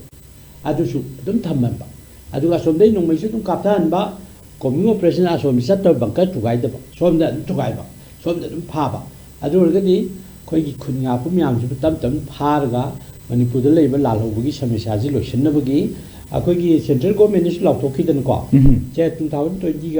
726 Poman, Gakogi, Marxism, Lucian, and near the sea, nor the skill, late in a more yet than that. I do keep part of more in Satara Ibra, not a Manipuri. Koi Sigi Belly, Maruan Maitei, Pangal, the Matei, Koi Mitei Furqua. My Amjiki Pangal Z, Yam unique stream Lavinina, Maswai de Kitan Moina, Kainoton Nabagi, Ama Sanable Lala, ꯑꯗꯨꯃꯥꯏꯅ ꯁꯨꯝ ꯃꯈꯣꯏꯒꯤ ꯃꯌꯦꯛ ꯁꯦꯡꯗꯕ ꯍꯤꯗꯟ agenda ꯑꯃꯒꯤ ꯗ꯭ꯔꯃꯥꯁꯤ ꯃꯗꯨꯒꯤ ꯒꯣꯜꯁꯤ ꯆꯟꯅꯅꯕ ꯍꯣꯠꯅꯕꯗ ꯂꯥꯟꯖꯗꯕ ꯃꯤꯆꯝ ꯄ꯭ꯔꯖꯥ ꯃꯌꯥꯝꯗꯤ ꯁꯦꯄꯔꯦꯠ ꯑꯦꯗꯃꯤꯅꯤꯁꯇ꯭ꯔꯦꯁꯟ ꯇꯥꯜꯂꯨ ꯑꯗꯨ ꯇꯧꯋꯦꯅ ꯑꯗꯣꯝꯗ ꯇꯧꯍꯜꯂꯒ ꯃꯁꯤꯗ ꯀꯥꯟꯅꯗꯕꯗ ꯉꯁꯥꯏꯒꯤ ꯑꯩꯈꯣꯏꯅꯁꯨ ꯄꯤꯕ ꯉꯝꯃꯣꯏꯗꯕ ꯁꯤꯒꯨꯝꯕ ꯗꯤꯃꯥꯟꯁꯤꯗ ꯑꯩꯈꯣꯏꯗ ꯑꯦꯇꯦꯛ ꯇꯧꯍꯟꯗꯅ ꯁꯦꯄꯔꯦꯠ ꯑꯦꯗꯃꯤꯅꯤꯁꯇ꯭ꯔꯦꯁꯟꯕꯨ ꯑꯩꯈꯣꯏ ꯃꯩꯇꯩ ꯄ꯭ꯔꯖꯥ ꯄꯤꯕ ꯉꯝꯃꯦꯕ ꯌꯨꯅꯤꯌꯟ ꯇꯦꯔꯤꯇꯣꯔꯤꯕꯨ ꯃꯅꯤꯄꯨꯔ ꯒꯣꯔꯃꯦꯟ ꯄꯤ ꯉꯝꯃꯦꯕ ꯃꯅꯤꯄꯨꯔ ꯒꯣꯔꯃꯦꯟ ꯑꯦꯁꯦꯝꯕ꯭ꯂꯤꯗ ꯀꯨꯀꯤꯗ ꯁꯨꯃꯥꯏꯅ ꯇꯧꯅ ꯌꯨꯅꯤꯌꯟ ꯇꯦꯔꯤꯇꯣꯔꯤ ꯄꯤꯔꯤꯅꯦ ꯋꯥꯔꯦꯞ ꯂꯧ ꯌꯥꯄꯣꯠꯇꯦꯕ ꯃꯗꯨ ꯄꯥꯋꯔꯗꯣ ꯁ꯭ꯇꯦꯠ ꯒꯣꯔꯃꯦꯟꯗ ꯂꯩꯇꯦ ꯁꯤ ꯁꯦꯟꯇ꯭ꯔꯦꯜ ꯒꯣꯔꯃꯦꯟ ꯃꯤꯟꯁ ꯄꯥꯔꯂꯤꯌꯥꯃꯦꯟꯅ ꯄꯥꯁ ꯇꯧꯖꯒꯗꯕ ꯋꯥꯐꯝꯗꯨꯕꯨ ꯑꯩꯈꯣꯏꯗ ꯇꯝꯗꯅ ꯈꯨꯠꯁꯨ ꯈꯨꯠꯂꯥꯏ ꯁꯤꯖꯤꯟꯅꯍꯟꯗꯅ ꯂꯥꯟ ꯇꯥꯍꯟꯗꯅ ꯃꯁꯤꯒꯤ ꯂꯣꯏꯕ ꯅꯥꯏꯗꯕ ꯆꯍꯤ 2 ꯐꯥꯖꯤꯜꯂꯛꯑꯕ ꯂꯥꯟꯁꯤꯗ ꯀꯟꯇ꯭ꯔꯣꯜ ꯇꯧꯕ ꯉꯝꯗꯕ ꯍꯥꯏꯕꯁꯦ ꯂꯣ ꯑꯦꯟ ꯑꯣꯔꯗꯔꯁꯤ ꯄꯨꯔꯥ ꯕꯦꯔꯥ ꯀꯥꯔꯕꯅꯦꯕ ꯇꯧꯕꯇꯕꯨ ꯂꯣ ꯑꯦꯟ ꯑꯣꯔꯗꯔ ꯍꯥꯏꯕꯁꯦ ꯁ꯭ꯇꯦꯠꯀꯤ ꯁꯕꯖꯦꯛꯅꯤ ꯍꯥꯏꯔꯤꯕ ꯁ꯭ꯇꯦꯠꯀꯤ ꯁꯕꯖꯦꯛꯇ ꯁ꯭ꯇꯦꯠꯀꯤ ꯆꯤꯐ ꯃꯤꯅꯤꯁꯇꯔꯅ ꯂꯨꯆꯤꯡꯉꯒ ꯃꯥꯒꯤ ꯂꯩꯔꯤꯕ ꯃꯌꯥꯝꯁꯤꯅ ꯌꯥꯝ ꯂꯥꯏꯅ ꯀꯟꯇ꯭ꯔꯣल ꯇꯧꯔꯒ ꯇꯧꯖꯕ ꯌꯥꯕ ꯂꯣ ꯑꯦꯟ ꯑꯣꯔꯗꯔꯁꯦ ꯑꯁꯣꯝ ꯅꯥꯀꯟꯗꯒꯤ ꯐꯨꯜ ꯄꯥꯋꯔꯁꯤ ꯄꯤꯗꯗꯅ ꯐꯥꯖꯤꯟꯕꯣꯏ ꯃꯈꯨꯠꯀꯤ ꯄꯨꯟꯁꯤꯜꯂꯒ ꯊꯝꯃꯒ ꯂꯥꯟ ꯁꯣꯛꯅꯧ ꯍꯥꯏꯕꯒꯤ ꯇꯥꯏꯞꯅꯦꯕ ꯇꯧꯔꯤꯁꯦ ꯑꯗꯨꯒꯤ ꯄꯣꯠꯁꯤ ꯑꯣꯏꯔꯛꯄꯗꯒꯤ ꯂꯣ ꯑꯦꯟ ꯑꯣꯔꯗꯔꯁꯤ ꯀꯥꯡꯈꯣꯡ ꯆꯥꯏꯔꯦ ꯑꯗꯨꯅ ꯂꯣ ꯑꯦꯟ ꯑꯣꯔꯗꯔꯁꯤ ꯀꯥꯡꯈꯣꯡ ꯆꯥꯏꯔꯕꯅꯤꯅ ꯁ꯭ꯇꯦꯠꯀꯤ ꯃꯦꯆꯤꯅꯔꯤꯅ ꯅꯠꯇ꯭ꯔꯒ ꯁꯦꯟꯇ꯭ꯔꯦꯜꯒꯤ ꯃꯦꯆꯤꯅꯔꯤꯅ ꯃꯤꯆꯝ ꯄ꯭ꯔꯖꯥ ꯃꯌꯥꯝꯁꯤ ꯉꯥꯛꯄ ꯉꯝꯃꯔꯣꯏ ꯍꯥꯏꯕꯒꯤ ꯀꯟꯁꯦꯞ ꯑꯃ ꯄ꯭ꯔꯖꯥꯁꯤꯡꯒꯤ ꯋꯥꯈꯜꯗ ꯂꯥꯛꯄꯗꯒꯤ ꯈꯨꯟ ꯉꯥꯛꯄ ꯊꯣꯛꯂꯛꯑꯦ ꯑꯗꯩ ꯈꯨꯟ ꯉꯥꯛꯄ ꯊꯣꯛꯂꯛꯄꯁꯤꯗ ꯑꯃꯁꯨ ꯌꯥꯎꯁꯜꯂꯦ ꯃꯗꯨꯒꯤ ꯑꯍꯦꯟꯕ ꯑꯩꯈꯣꯏꯅ ꯄꯥꯝꯗꯕ ꯄꯤꯛꯆꯔ ꯃꯌꯥꯝ ꯑꯃꯁꯨ ꯊꯣꯛꯂꯛꯑꯦ ꯈꯨꯟ ꯉꯥꯛꯄꯒꯤ ꯃꯤꯡꯗ ꯈꯔ ꯑꯃꯅ ꯑꯩꯈꯣꯏꯅ ꯄꯥꯝꯗꯕ ꯊꯕꯛ ꯇꯧꯔꯕ꯭ꯔꯥ ꯍꯥꯏꯕꯒꯤ ꯃꯌꯥꯝ ꯑꯃ ꯑꯩꯈꯣꯏ ꯁꯣꯁꯤꯌꯦꯜ ꯃꯦꯗꯤꯌꯥꯗ ꯎꯔꯦ ꯑꯗꯒꯤ ꯑꯗꯨ ꯐꯥꯔꯝꯃꯦ ꯑꯗꯨ ꯐꯨꯗꯩ ꯁꯤꯔꯦ ꯑꯗꯨꯗ ꯄꯩꯁꯥ ꯃꯨꯟꯕꯗ ꯑꯗꯨ ꯆꯦꯟꯅꯔꯦ ꯌꯥꯝ ꯊꯦꯡꯅꯔꯦ ꯍꯥꯏꯕ ꯁꯤꯁꯨ ꯌꯥꯝ ꯐꯠꯇꯕ ꯄꯣꯠ ꯑꯃꯅꯦ ꯌꯥꯝ ꯅꯨꯡꯉꯥꯏꯖꯩ ꯃꯇꯝ ꯇꯦꯟꯁꯤꯜꯂꯛꯄꯅꯤꯅ ꯑꯩ ꯀꯩꯅꯣ ꯂꯥꯛꯆꯒꯦ ꯑꯣꯖꯥ ꯍꯦꯟꯇꯟꯗꯁꯨ ꯂꯥꯛꯆꯒꯦ ꯑꯣꯖꯥ ꯅꯠꯇ꯭ꯔ ꯃꯇꯝ ꯇꯦꯟꯁꯤꯜꯂꯛꯑꯦ ꯑꯩꯈꯣꯏꯗ ꯍꯧꯖꯤꯛ ꯗ꯭ꯔꯒꯀꯤ ꯄ꯭ꯔꯣꯕ꯭ꯂꯦꯝꯁꯤ ꯑꯩꯈꯣꯏꯒꯤ ꯏꯔꯥꯡꯁꯤꯒ ꯃꯅꯨꯡꯗ ꯃꯅꯤꯄꯨꯔ ꯑꯟꯔꯦꯁꯀꯤ ꯃꯅꯨꯡꯗ ꯌꯥꯝꯅ ꯑꯆꯧꯕ ꯏꯁꯨ ꯑꯃ ꯑꯣꯏꯕ ꯗ꯭ꯔꯒꯀꯤ ꯄ꯭ꯔꯣꯕ꯭ꯂꯦꯝꯁꯤ ꯑꯗꯨꯝ ꯃꯌꯥꯝꯅ ꯑꯗꯨꯝ ꯍꯥꯏꯅꯕꯗ ꯑꯗꯨꯝ ꯌꯥꯎꯔꯦ ꯋꯥꯔ ꯑꯣꯟ ꯗ꯭ꯔꯒ ꯗ꯭ꯔꯒꯀꯤ ꯄ꯭ꯔꯣꯕ꯭ꯂꯦꯝꯁꯤ ꯑꯗꯨꯝ ꯌꯥꯎꯔꯦ ꯗ꯭ꯔꯒꯀꯤ ꯄ꯭ꯔꯣꯕ꯭ꯂꯦꯝꯁꯤ ꯑꯩꯈꯣꯏ ꯀꯔꯤꯒꯤ ꯃꯅꯤꯄꯨꯔꯗ ꯂꯥꯟ ꯊꯣꯛꯏꯅꯣ ꯁ꯭ꯋꯥꯏ ꯃꯇꯥꯡꯁꯤ ꯌꯧꯔꯛꯄ ꯃꯇꯝꯗ ꯗ꯭ꯔꯒꯀꯤ ꯋꯥꯐꯝꯁꯤ ꯑꯗꯨꯝ ꯄꯨꯁꯜꯂꯛꯑꯒ ꯍꯥꯏꯕꯁꯤ ꯀꯣꯔ ꯏꯁꯨꯒꯤ ꯃꯅꯨꯡꯗ ꯁꯤ ꯍꯥꯏꯕꯁꯤ ꯑꯗꯨꯝ ꯌꯥꯎꯔꯦ ꯑꯗꯨ ꯑꯣꯏꯇꯥꯔꯒꯗꯤ ꯑꯋꯥꯡ AOCꯗꯒꯤ ꯃꯌꯥꯏ ꯀꯥꯕ ꯗ꯭ꯔꯒ ꯄꯨꯊꯣꯛ ꯄꯨꯁꯤꯟ ꯇꯧꯕ ꯑꯃꯁꯨꯡ ꯁꯤꯖꯤꯟꯅꯕ ꯃꯤꯑꯣꯏ 35 ꯃꯅꯤꯄꯨꯔ ꯄꯨꯂꯤꯁꯀꯤ ꯀꯥꯡꯕꯨꯅ ꯐꯥꯖꯤꯟꯗꯨꯅ ꯊꯝꯂꯨꯔꯦ ꯍꯥꯏꯕꯁꯤ ꯄꯦꯄꯔꯗꯅꯤ ꯉꯁꯤ ꯄꯦꯄꯔꯗꯅꯤ ꯍꯥꯞꯅꯔꯛꯄ ꯃꯌꯥꯝ ꯊꯦꯡꯅꯔꯤꯁꯤ ꯄꯤꯛꯈ꯭ꯔꯕ ꯁ꯭ꯇꯦꯠ ꯃꯤꯁꯤꯡ ꯌꯥꯝꯕꯁꯨ ꯅꯠꯇꯕ ꯆꯤꯡꯗ ꯆꯠꯂꯨꯔꯒ ꯊꯤꯒꯗꯕꯁꯨ ꯅꯠꯇꯕ ꯆꯪꯕ ꯌꯥꯗꯦ ꯍꯥꯏꯕ ꯃꯐꯝꯗꯨꯗ ꯆꯪꯒꯗꯕꯁꯨ ꯅꯠꯇꯕ ꯇꯝꯄꯥꯛꯇ ꯐꯪꯉꯤꯕ ꯗ꯭ꯔꯒꯁꯤꯡꯁꯦ ꯀꯔꯤ ꯒ꯭ꯔꯥꯎꯟꯗ ꯀꯃꯥꯏꯅ ꯇꯧꯔꯒ ꯐꯪꯉꯤꯅꯣ ꯁ꯭ꯋꯥꯏꯁꯤꯗ ꯑꯩꯈꯣꯏꯒꯤ ꯅꯥꯞꯀꯤ ꯂꯩꯕꯤꯔꯤꯕ ꯅꯠꯇ꯭ꯔꯒꯅ ꯇꯣꯉꯥꯟꯕ ꯗ꯭ꯔꯒꯀ ꯃꯔꯤ ꯂꯩꯅꯕꯁꯤꯡ ꯂꯩꯕꯤꯔꯤꯕ ꯑꯗꯩ ꯄꯨꯂꯤꯁ ꯗꯤꯄꯥꯔꯠꯃꯦꯟꯠ ꯂꯩꯔꯤꯕ ꯍꯣꯝ ꯗꯤꯄꯥꯔꯠꯃꯦꯟꯠ ꯂꯩꯔꯤꯕ ꯃꯌꯥꯝꯁꯦ ꯏꯁꯨꯁꯤ ꯗ꯭ꯔꯒꯀ ꯃꯔꯤ ꯂꯩꯅꯩ ꯑꯆꯧꯕ ꯄ꯭ꯔꯣꯕ꯭ꯂꯦꯝ ꯑꯃꯅꯤ ꯏꯁꯨ ꯑꯃꯅꯤ ꯍꯥꯏꯕ ꯋꯥꯐꯝꯗꯤ ꯍꯥꯏꯈ꯭ꯔꯦ ꯍꯧꯖꯤꯛ ꯇꯝꯄꯥꯛꯇ ꯗ꯭ꯔꯒ ꯐꯪꯉꯦ haidana sigi drug ki wapum lakpase masi journalism oina in-depthly kamain thami bi ai wane akhui sida yamna sathiba drug ki racket ama adum hanadagi leire na haidai masina maram orakanda manipur da masi chaos yamna tai chata ba film sing si thole maruina golden triangle da nakna rup sina maram orakanda masi gi drug puthok pusin gi gateway si manipur oirakhibani oirakhibasi khwaidagi line drug puba yaba lambi je ko gi national highway sing si oirakpasina maram orakanda manipur dagi masidagi khuraptaki nandauba drug mayam sina somda ayambati somda pur sakidoni masigi khuraptaki nandauba drug mayam si masina manipur ki naha mayam mahan khre adu ngasi lan to e hairgasu lan manung sida asibawda drug ki problem sidi adum leiri phangdaba leite mhong ko timukta adum phangi khudam moina ngarang phagali sineba moina phaba kanda madum drug ki mai lenaba aduni si adum hairabani polisna yamna ngai not AOC ki mafam khara sida yam phong na haitare drug yonba drug kapa drug chab mayam se masi yam phong na leibasi masi bawda laksin bangam dre masi kadai dagi laino haidumadi yam laiba theory am khangin haitare adu lakpham du dagi hendoga iphong phong na leirabasi lusin bangam de masi sop tongam de masi ne yam sathiri di drug ki lakpham gi drug ki dim kudam sangi international sida malem sida masigi drug cartel singi khut sidi moina yodo pham leite ꯃꯅꯤꯄꯨꯔꯗ ꯊꯣꯛꯂꯤꯕ ꯏꯔꯥꯡꯁꯤꯁꯨ ꯃꯗꯨꯒꯤ ꯃꯅꯨꯡ ꯆꯜꯂꯤ ꯍꯥꯏꯅ ꯃꯌꯥꯝꯅ ꯍꯥꯏꯅꯔꯤꯁꯤꯅꯦ ꯍꯣꯏ ꯃꯔꯝꯕꯨꯗꯤ ꯃꯌꯥꯝ ꯑꯃ ꯍꯥꯏꯔꯦ ꯏꯟꯗꯤꯌꯥꯒꯤ ꯖꯤꯑꯣꯄꯣꯂꯤꯇꯤꯛꯁ ꯑꯗꯒꯤ ꯑꯃꯦꯔꯤꯀꯥꯒꯤ ꯑꯗꯨꯒꯤ ꯑꯗꯥꯒꯤ ꯃꯌꯥꯝ ꯑꯃ ꯍꯥꯏꯔꯤꯀꯣ ꯃꯁꯤꯒꯤ ꯃꯅꯨꯡꯗ ꯆꯜꯂꯤꯕꯁꯤꯁꯨ ꯗ꯭ꯔꯒꯁꯤꯁꯨ ꯑꯃꯅꯦꯕ ꯗ꯭ꯔꯒꯁꯤꯁꯤꯗ ꯃꯈꯣꯏꯁꯤꯗꯗꯤ ꯌꯥꯝꯅ ꯆꯥꯎꯈ꯭ꯔꯕ ꯀꯥꯔꯇꯦꯜ ꯑꯃ ꯂꯩꯔꯕꯅꯤꯅ ꯃꯗꯨꯒꯤ ꯃꯈꯨꯠꯁꯤꯗ ꯄꯩꯁꯥ ꯂꯩ ꯅꯣꯡꯃꯩ ꯂꯩ ꯑꯦꯚ꯭ꯔꯤꯊꯤꯡꯁ ꯃꯈꯣꯏꯒꯤ ꯃꯈꯨꯠꯇ ꯂꯩꯌꯦꯕ ꯃꯈꯣꯏꯅ ꯊꯣꯛꯍꯟꯅꯤꯡꯕ ꯃꯐꯝꯗ ꯏꯔꯥꯡꯁꯦ ꯑꯗꯨꯝ ꯍꯦꯛꯇ ꯁꯥꯒꯠꯂꯒ ꯊꯣꯛꯍꯟꯕ ꯉꯝꯕ ꯄꯣꯠꯅꯦꯕ ꯑꯗꯨꯅ ꯃꯅꯤꯄꯨꯔꯒꯤ ꯏꯔꯥꯡꯁꯤꯁꯨ ꯀꯩꯁꯨ ꯅꯠꯇꯕꯗ ꯉꯁꯥꯏꯒꯤ ꯃꯤꯇꯩꯅ ST ꯗꯤꯃꯥꯟ ꯇꯧꯕꯁꯤ ꯀꯨꯀꯤꯅ ꯄꯤꯒꯗꯧꯕꯁꯨ ꯅꯠꯇꯦ ꯑꯗꯣ ꯃꯣꯏꯅ ꯑꯇꯝꯅꯅ ꯁꯥꯎꯕꯒꯤ ꯃꯔꯝ ꯀꯩꯅꯣ ꯑꯗꯨꯒꯤ ꯑꯇꯝꯅꯅ ꯍꯥꯟꯅꯍꯟꯕꯒꯤ ꯃꯔꯝ ꯀꯩꯅꯣ ꯁꯤꯗꯤ ꯃꯅꯨꯡꯗ ꯍꯧꯖꯤꯛ ꯑꯣꯖꯥꯅꯁꯨ ꯍꯥꯏꯕꯤꯈꯤꯗꯨꯅꯤ ꯃꯅꯨꯡꯗ ꯍꯤꯗꯟ ꯑꯦꯖꯦꯟꯗꯥ ꯑꯃ ꯆꯥꯎꯅ ꯂꯩꯔꯤ ꯃꯁꯤ ꯂꯣꯏꯁꯤꯟꯗ꯭ꯔꯤ ꯐꯥꯎꯕꯗꯤ ꯃꯈꯣꯏꯒꯤ ꯄꯥꯟꯗꯝꯁꯤ ꯐꯪꯗ꯭ꯔꯤ ꯐꯥꯎꯕꯗꯤ ꯃꯅꯤꯄꯨꯔꯗ ꯏꯔꯥꯡꯁꯤꯗꯤ ꯄꯥꯛ ꯅꯦꯝꯃꯣꯏꯕ ꯗ꯭ꯔꯒꯇꯨꯗꯤ ꯑꯔꯥꯏꯕꯅꯦꯕ ꯁꯣꯝꯗ ꯃꯤ ꯁꯤꯒ ꯈꯨꯗꯛꯇ ꯀꯥꯞꯇꯅ ꯅꯣꯡꯃꯩ ꯀꯥꯞꯇꯅ ꯊꯥꯡ ꯌꯥꯟꯊꯠꯅꯗꯅ ꯍꯥꯟꯅꯔꯛꯏꯅꯦꯕ ꯃꯁꯤ ꯊꯣꯛꯍꯜꯂꯛꯏꯅꯦꯕ ꯗ꯭ꯔꯒꯀꯤꯁꯤꯗꯤ ꯑꯩꯈꯣꯏꯒꯤ ꯁꯦꯀ꯭ꯌꯨꯔꯤꯇꯤ ꯐꯣꯔꯁꯁꯤꯡꯒꯤ ꯃꯔꯛꯇꯁꯨ ꯄꯨꯛꯆꯦꯜ ꯁꯦꯡꯕ ꯋꯥꯠꯄ ꯂꯩꯕ꯭ꯔꯥ ꯍꯥꯏꯕꯁꯤ ꯍꯪꯅꯤꯡꯉꯦꯕ ꯏꯚꯟ ꯑꯁꯥꯝ ꯔꯥꯏꯐꯜꯁꯀꯤ PRO ꯗ꯭ꯔꯒꯀ ꯀꯣꯟꯅ ꯄꯂꯦꯟꯗ ꯐꯥꯈ꯭ꯔꯤꯅꯦꯕ ꯑꯁꯤꯒꯨꯝꯕ ꯐꯤꯕꯝ ꯑꯁꯤꯗ ꯃꯅꯤꯄꯨꯔ ꯄꯨꯂꯤꯁꯀꯤ ꯃꯔꯛꯇꯁꯨ ꯑꯗꯨꯝ ꯗ꯭ꯔꯒ ꯄꯨꯔꯝꯕꯒꯤ MR ꯄꯔꯁꯅꯦꯜꯁꯤꯡ ꯐꯥꯕ ꯑꯗꯨ ꯇꯧꯕꯗ ꯃꯌꯥꯝ ꯑꯃ ꯌꯥꯎꯔꯤꯕ ꯗ꯭ꯔꯒ ꯄꯨꯁꯤꯜꯂꯛꯄꯒꯤꯁꯤꯗꯤ ꯌꯥꯝ ꯂꯥꯏꯕ ꯄꯣꯠ ꯑꯃꯈꯛꯅꯤ ꯍꯥꯏꯇꯥꯔꯦ ꯃꯁꯤꯒꯤ ꯃꯔꯛꯁꯤꯗ ꯗ꯭ꯔꯒ ꯄꯨꯔꯝꯕ ꯃꯤꯆꯝꯁꯤꯡꯁꯨ ꯑꯗꯨꯃꯛ ꯌꯥꯎꯔꯤꯕꯅꯤ ꯃꯤꯆꯝꯁꯤꯡꯗꯨꯅ ꯗ꯭ꯔꯒ ꯄꯨꯔꯝꯕꯗꯨꯗꯤ ꯃꯈꯣꯏꯗꯤ ꯗ꯭ꯔꯒꯇꯨꯒꯤ ꯀꯦꯔꯤꯌꯔ ꯑꯣꯏꯕ ꯈꯛꯇꯅꯦꯕ ꯗ꯭ꯔꯒꯇꯨꯒꯤ ꯃꯄꯨ ꯅꯠꯇꯦꯕ ꯁꯦꯡꯅꯗꯤ ꯑꯗꯨꯅ ꯃꯄꯨꯁꯦ ꯉꯁꯤ ꯐꯥꯎꯕꯗ ꯀꯅꯥꯅꯣ ꯍꯥꯏꯕꯁꯤ ꯑꯥꯏꯗꯦꯟꯇꯤꯐꯥꯏ ꯇꯧꯕ ꯉꯝꯗꯕꯁꯤꯅ ꯃꯔꯝ ꯑꯣꯏꯔꯀꯥꯟꯗ ꯗ꯭ꯔꯒꯀꯤ ꯏꯁꯨꯁꯤ ꯃꯅꯤꯄꯨꯔꯗ ꯂꯣꯏꯁꯤꯟꯕ ꯉꯝꯗꯕꯅꯤ ꯑꯗꯨꯅ ꯄꯨꯛꯆꯦꯜ ꯁꯦꯡꯕ ꯑꯃ ꯆꯪꯉꯤ ꯂꯩꯉꯥꯛꯀꯤ ꯃꯦꯆꯤꯅꯔꯤꯁꯤꯡꯁꯤꯅꯁꯨ ꯄꯨꯛꯆꯦꯜ ꯁꯦꯡꯕ ꯃꯁꯤ ꯇꯧꯒꯦꯅ ꯇꯧꯔꯒꯗꯤ ꯑꯗꯨꯝ ꯂꯥꯛꯁꯤꯟꯕꯗꯤ ꯈꯔ ꯃꯈꯩꯗꯤ ꯉꯝꯅꯦꯅ ꯈꯜꯂꯦ ꯄꯨꯔꯥ ꯃꯨꯊꯠꯄ ꯍꯥꯏꯕꯗꯨꯃꯗꯤ ꯑꯣꯏꯊꯣꯛꯀꯅꯤ ꯊꯥꯖꯗꯦ ꯑꯣꯖꯥ ꯃꯅꯥꯛꯇꯪ ꯀꯃꯥꯏꯅ ꯊꯝꯕꯤꯅꯤ ꯈꯤꯇꯪ ꯇꯦꯟꯇꯪꯅ ꯊꯝꯕꯤꯌꯨ ꯋꯥꯔ ꯑꯣꯟ ꯗ꯭ꯔꯒꯁꯦ ꯆꯨꯝꯅꯒꯤ ꯇꯥꯏꯇꯜꯅꯤ ꯊꯕꯛ ꯑꯃ ꯇꯧꯕꯗ ꯂꯥꯏꯅꯅꯕ ꯍꯥꯏꯗꯅ ꯑꯩ ꯁ꯭ꯋꯥꯏꯁꯤ ꯑꯩ ꯑꯊꯤꯡꯕ ꯄꯤꯔꯤꯀꯣ ꯑꯩ ꯌꯥꯗꯦꯀꯣ ꯍꯥꯏꯕ ꯇꯥꯏꯇꯜ ꯑꯃ ꯕꯦꯅꯔ ꯑꯃ ꯇꯧꯔꯒ ꯊꯕꯛꯇꯨ ꯐ꯭ꯔꯤ ꯑꯣꯏꯅ ꯇꯧꯕ ꯌꯥꯅꯕ ꯍꯥꯏꯅ ꯇꯧꯕ ꯇꯥꯏꯇꯜꯅꯦꯕ ꯃꯁꯤꯒꯤ ꯈꯨꯗꯝ ꯑꯩꯈꯣꯏꯒꯤ ꯀꯨꯀꯤ ꯂꯝꯃꯦꯟ ꯇꯨꯍꯦꯟꯕꯁꯤꯡꯅ ꯗ꯭ꯔꯒ ꯐꯥꯕ ꯃꯇꯝꯗ ꯃꯈꯣꯏꯅ ꯁꯣꯁꯤꯌꯦꯜ ꯃꯦꯗꯤꯌꯥꯗ ꯍꯥꯏꯔꯛꯄ ꯃꯇꯝꯗ ꯑꯩꯈꯣꯏ ꯃꯁꯦ ꯗ꯭ꯔꯒꯁꯤ ꯄꯤꯖꯔꯒ ꯂꯥꯟꯁꯤ ꯅꯣꯡꯃꯩ ꯀꯥꯞꯄꯗ ꯂꯥꯏ ꯑꯃꯁꯨꯡ ꯏꯁꯥꯗ ꯃꯗꯨꯒꯤ ꯀꯩꯅꯣꯁꯤ ꯍꯦꯟꯒꯠꯂꯤ ꯑꯗꯒꯤ ꯅꯝꯕꯔ 2 ꯗ꯭ꯔꯒꯁꯤꯅ ꯃꯈꯣꯏꯒꯤ ꯀꯦꯄꯤꯇꯦꯜꯗ ꯍꯥꯏꯕ ꯅꯣꯡꯃꯩ ꯂꯩꯕ ꯕꯣꯝ ꯁꯥꯕ ꯀꯩꯗꯧꯕ ꯑꯃꯗ ꯌꯥꯝ ꯀꯥꯟꯅꯩ ꯃꯅꯤꯄꯨꯔꯒꯤ ꯑꯦꯁꯦꯝꯕ꯭ꯂꯤꯅ ꯄꯨꯊꯣꯛꯏꯕ ꯁꯦꯟ ꯊꯨꯝ ꯃꯅꯤꯄꯨꯔ ꯄꯨꯝꯅꯃꯛꯀꯤ ꯁꯦꯟꯁꯤꯒꯤ ꯗꯕꯜ ꯑꯩꯈꯣꯏꯒꯤ ꯀꯨꯀꯤ ꯃꯤꯂꯤꯇꯦꯟꯁꯤꯡꯅ ꯑꯩꯈꯣꯏꯒꯤ ꯗ꯭ꯔꯒꯀꯤ ꯀꯔꯕꯥꯔꯗ ꯐꯪꯉꯤ ꯍꯥꯏꯕꯁꯤ ꯑꯩꯈꯣꯏ ꯁꯣꯁꯤꯌꯦꯜ ꯃꯦꯗꯤꯌꯥꯗ ꯈꯪꯉꯤ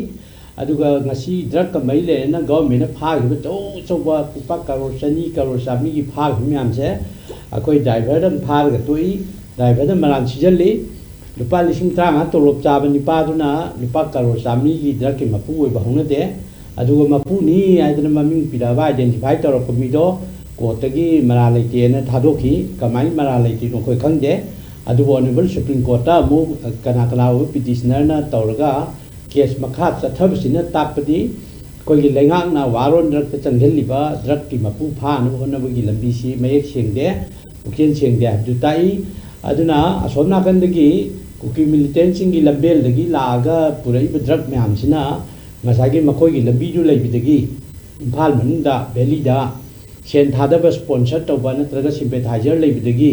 ꯑꯗꯨꯒꯤ ꯗ꯭ꯔꯒꯀꯤ ꯏꯆꯦꯟꯗꯨ ꯏꯝꯐꯥꯜ ꯌꯧꯔꯛꯄꯅꯤ ꯅꯠꯇ꯭ꯔꯒꯕꯨ ꯍꯧꯖꯤꯛ ꯑꯩꯈꯣꯏꯅ ꯁꯦꯅꯥꯄꯇꯤ ꯆꯠꯄ ꯉꯝꯗ꯭ꯔꯕ ꯀꯥꯡꯄꯣꯛꯄꯤ ꯆꯠꯄ ꯉꯝꯗ꯭ꯔꯕ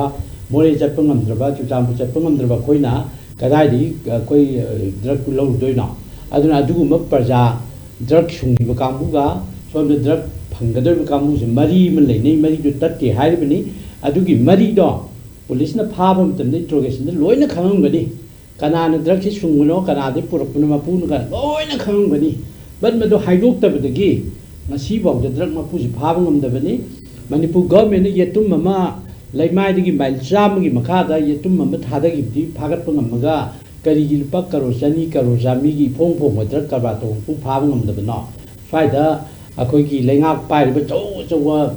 ꯁꯪꯒ ꯂꯩꯕ ꯃꯌꯥꯝ ꯁꯦꯟꯖꯥꯎ ꯄꯥꯏꯕ ꯃꯌꯥꯝ ꯑꯃ ꯗ꯭ꯔꯒꯇ ꯄꯩꯁా ꯊꯥꯗꯔꯒ ꯗ꯭ꯔꯒꯁꯤꯕꯨ ꯑꯩꯈꯣꯏꯒꯤ ꯏꯂꯦꯛꯁꯟꯒꯤ ꯄꯩꯁꯥ ꯑꯣꯏꯅ ꯁꯤꯖꯤꯟꯅꯩ ꯑꯗꯨꯒ ꯐꯥꯏꯅꯥꯟꯁꯤꯌꯦꯜ ꯀꯩꯅꯣ ꯑꯣꯏꯅ ꯁꯤꯖꯤꯟꯅꯩ ꯑꯗꯨꯅ ꯂꯣꯀꯦꯜ ꯃꯦꯗꯤꯌꯥꯗ ꯅꯠꯇ꯭ꯔꯒ ꯁꯣꯁꯤꯌꯦꯜ ꯃꯦꯗꯤꯌꯥꯗ ꯏꯅꯔꯤꯕ ꯋꯥ ꯃꯌꯥꯝꯁꯦ ꯑꯩꯈꯣꯏ ꯆꯨꯝꯕ꯭ꯔꯥ ꯍꯥꯏꯅ ꯈꯜꯂꯤ ꯑꯗꯨꯅ ꯂꯩꯉꯥꯛꯅ ꯋꯥꯔ ꯑꯣꯟ ꯗ꯭ꯔꯒꯁꯦ ꯄꯨꯛꯆꯦꯜ ꯁꯦꯡꯅ ꯇꯧꯕꯤꯌꯨ ꯃꯥꯏ ꯄꯥꯛꯀꯅꯤ ꯅꯠꯇꯗꯅ ꯃꯃꯤꯡꯗ ꯄ꯭ꯂꯦꯠꯐꯣꯝꯗ ꯁꯨꯝ ꯁꯤꯖꯤꯟꯅꯔꯒ ꯂꯅꯥꯏ ꯈꯨꯗꯣꯡꯆꯥꯅꯕ ꯇꯧꯕꯒꯤꯅꯨ ꯂꯩꯕꯥꯛ ꯋꯥꯅꯕꯅꯤ ꯍꯥꯏꯖꯔꯤ yam lai jing si ISCOM discussion time thamjaki ba topic current issues of Manipur masibu khara na bigam telengsin biki be kai kunazar bagi sing oja Hemchandra Salam editor isel express adu oja Dr. Suraisam Manauton spokesperson MPCC guest ani mapu ISCOM discussion time mai ke digar boina thaga chabi kai kuno bondok sabona na ngasi ki damtadi ISCOM discussion time hogdi loi pho ming tabi ki ba khwai ki bi kuno poroi boina thaga chabi kai kuno bondok sabona na kai na thangni jeri pina virsi khurumjai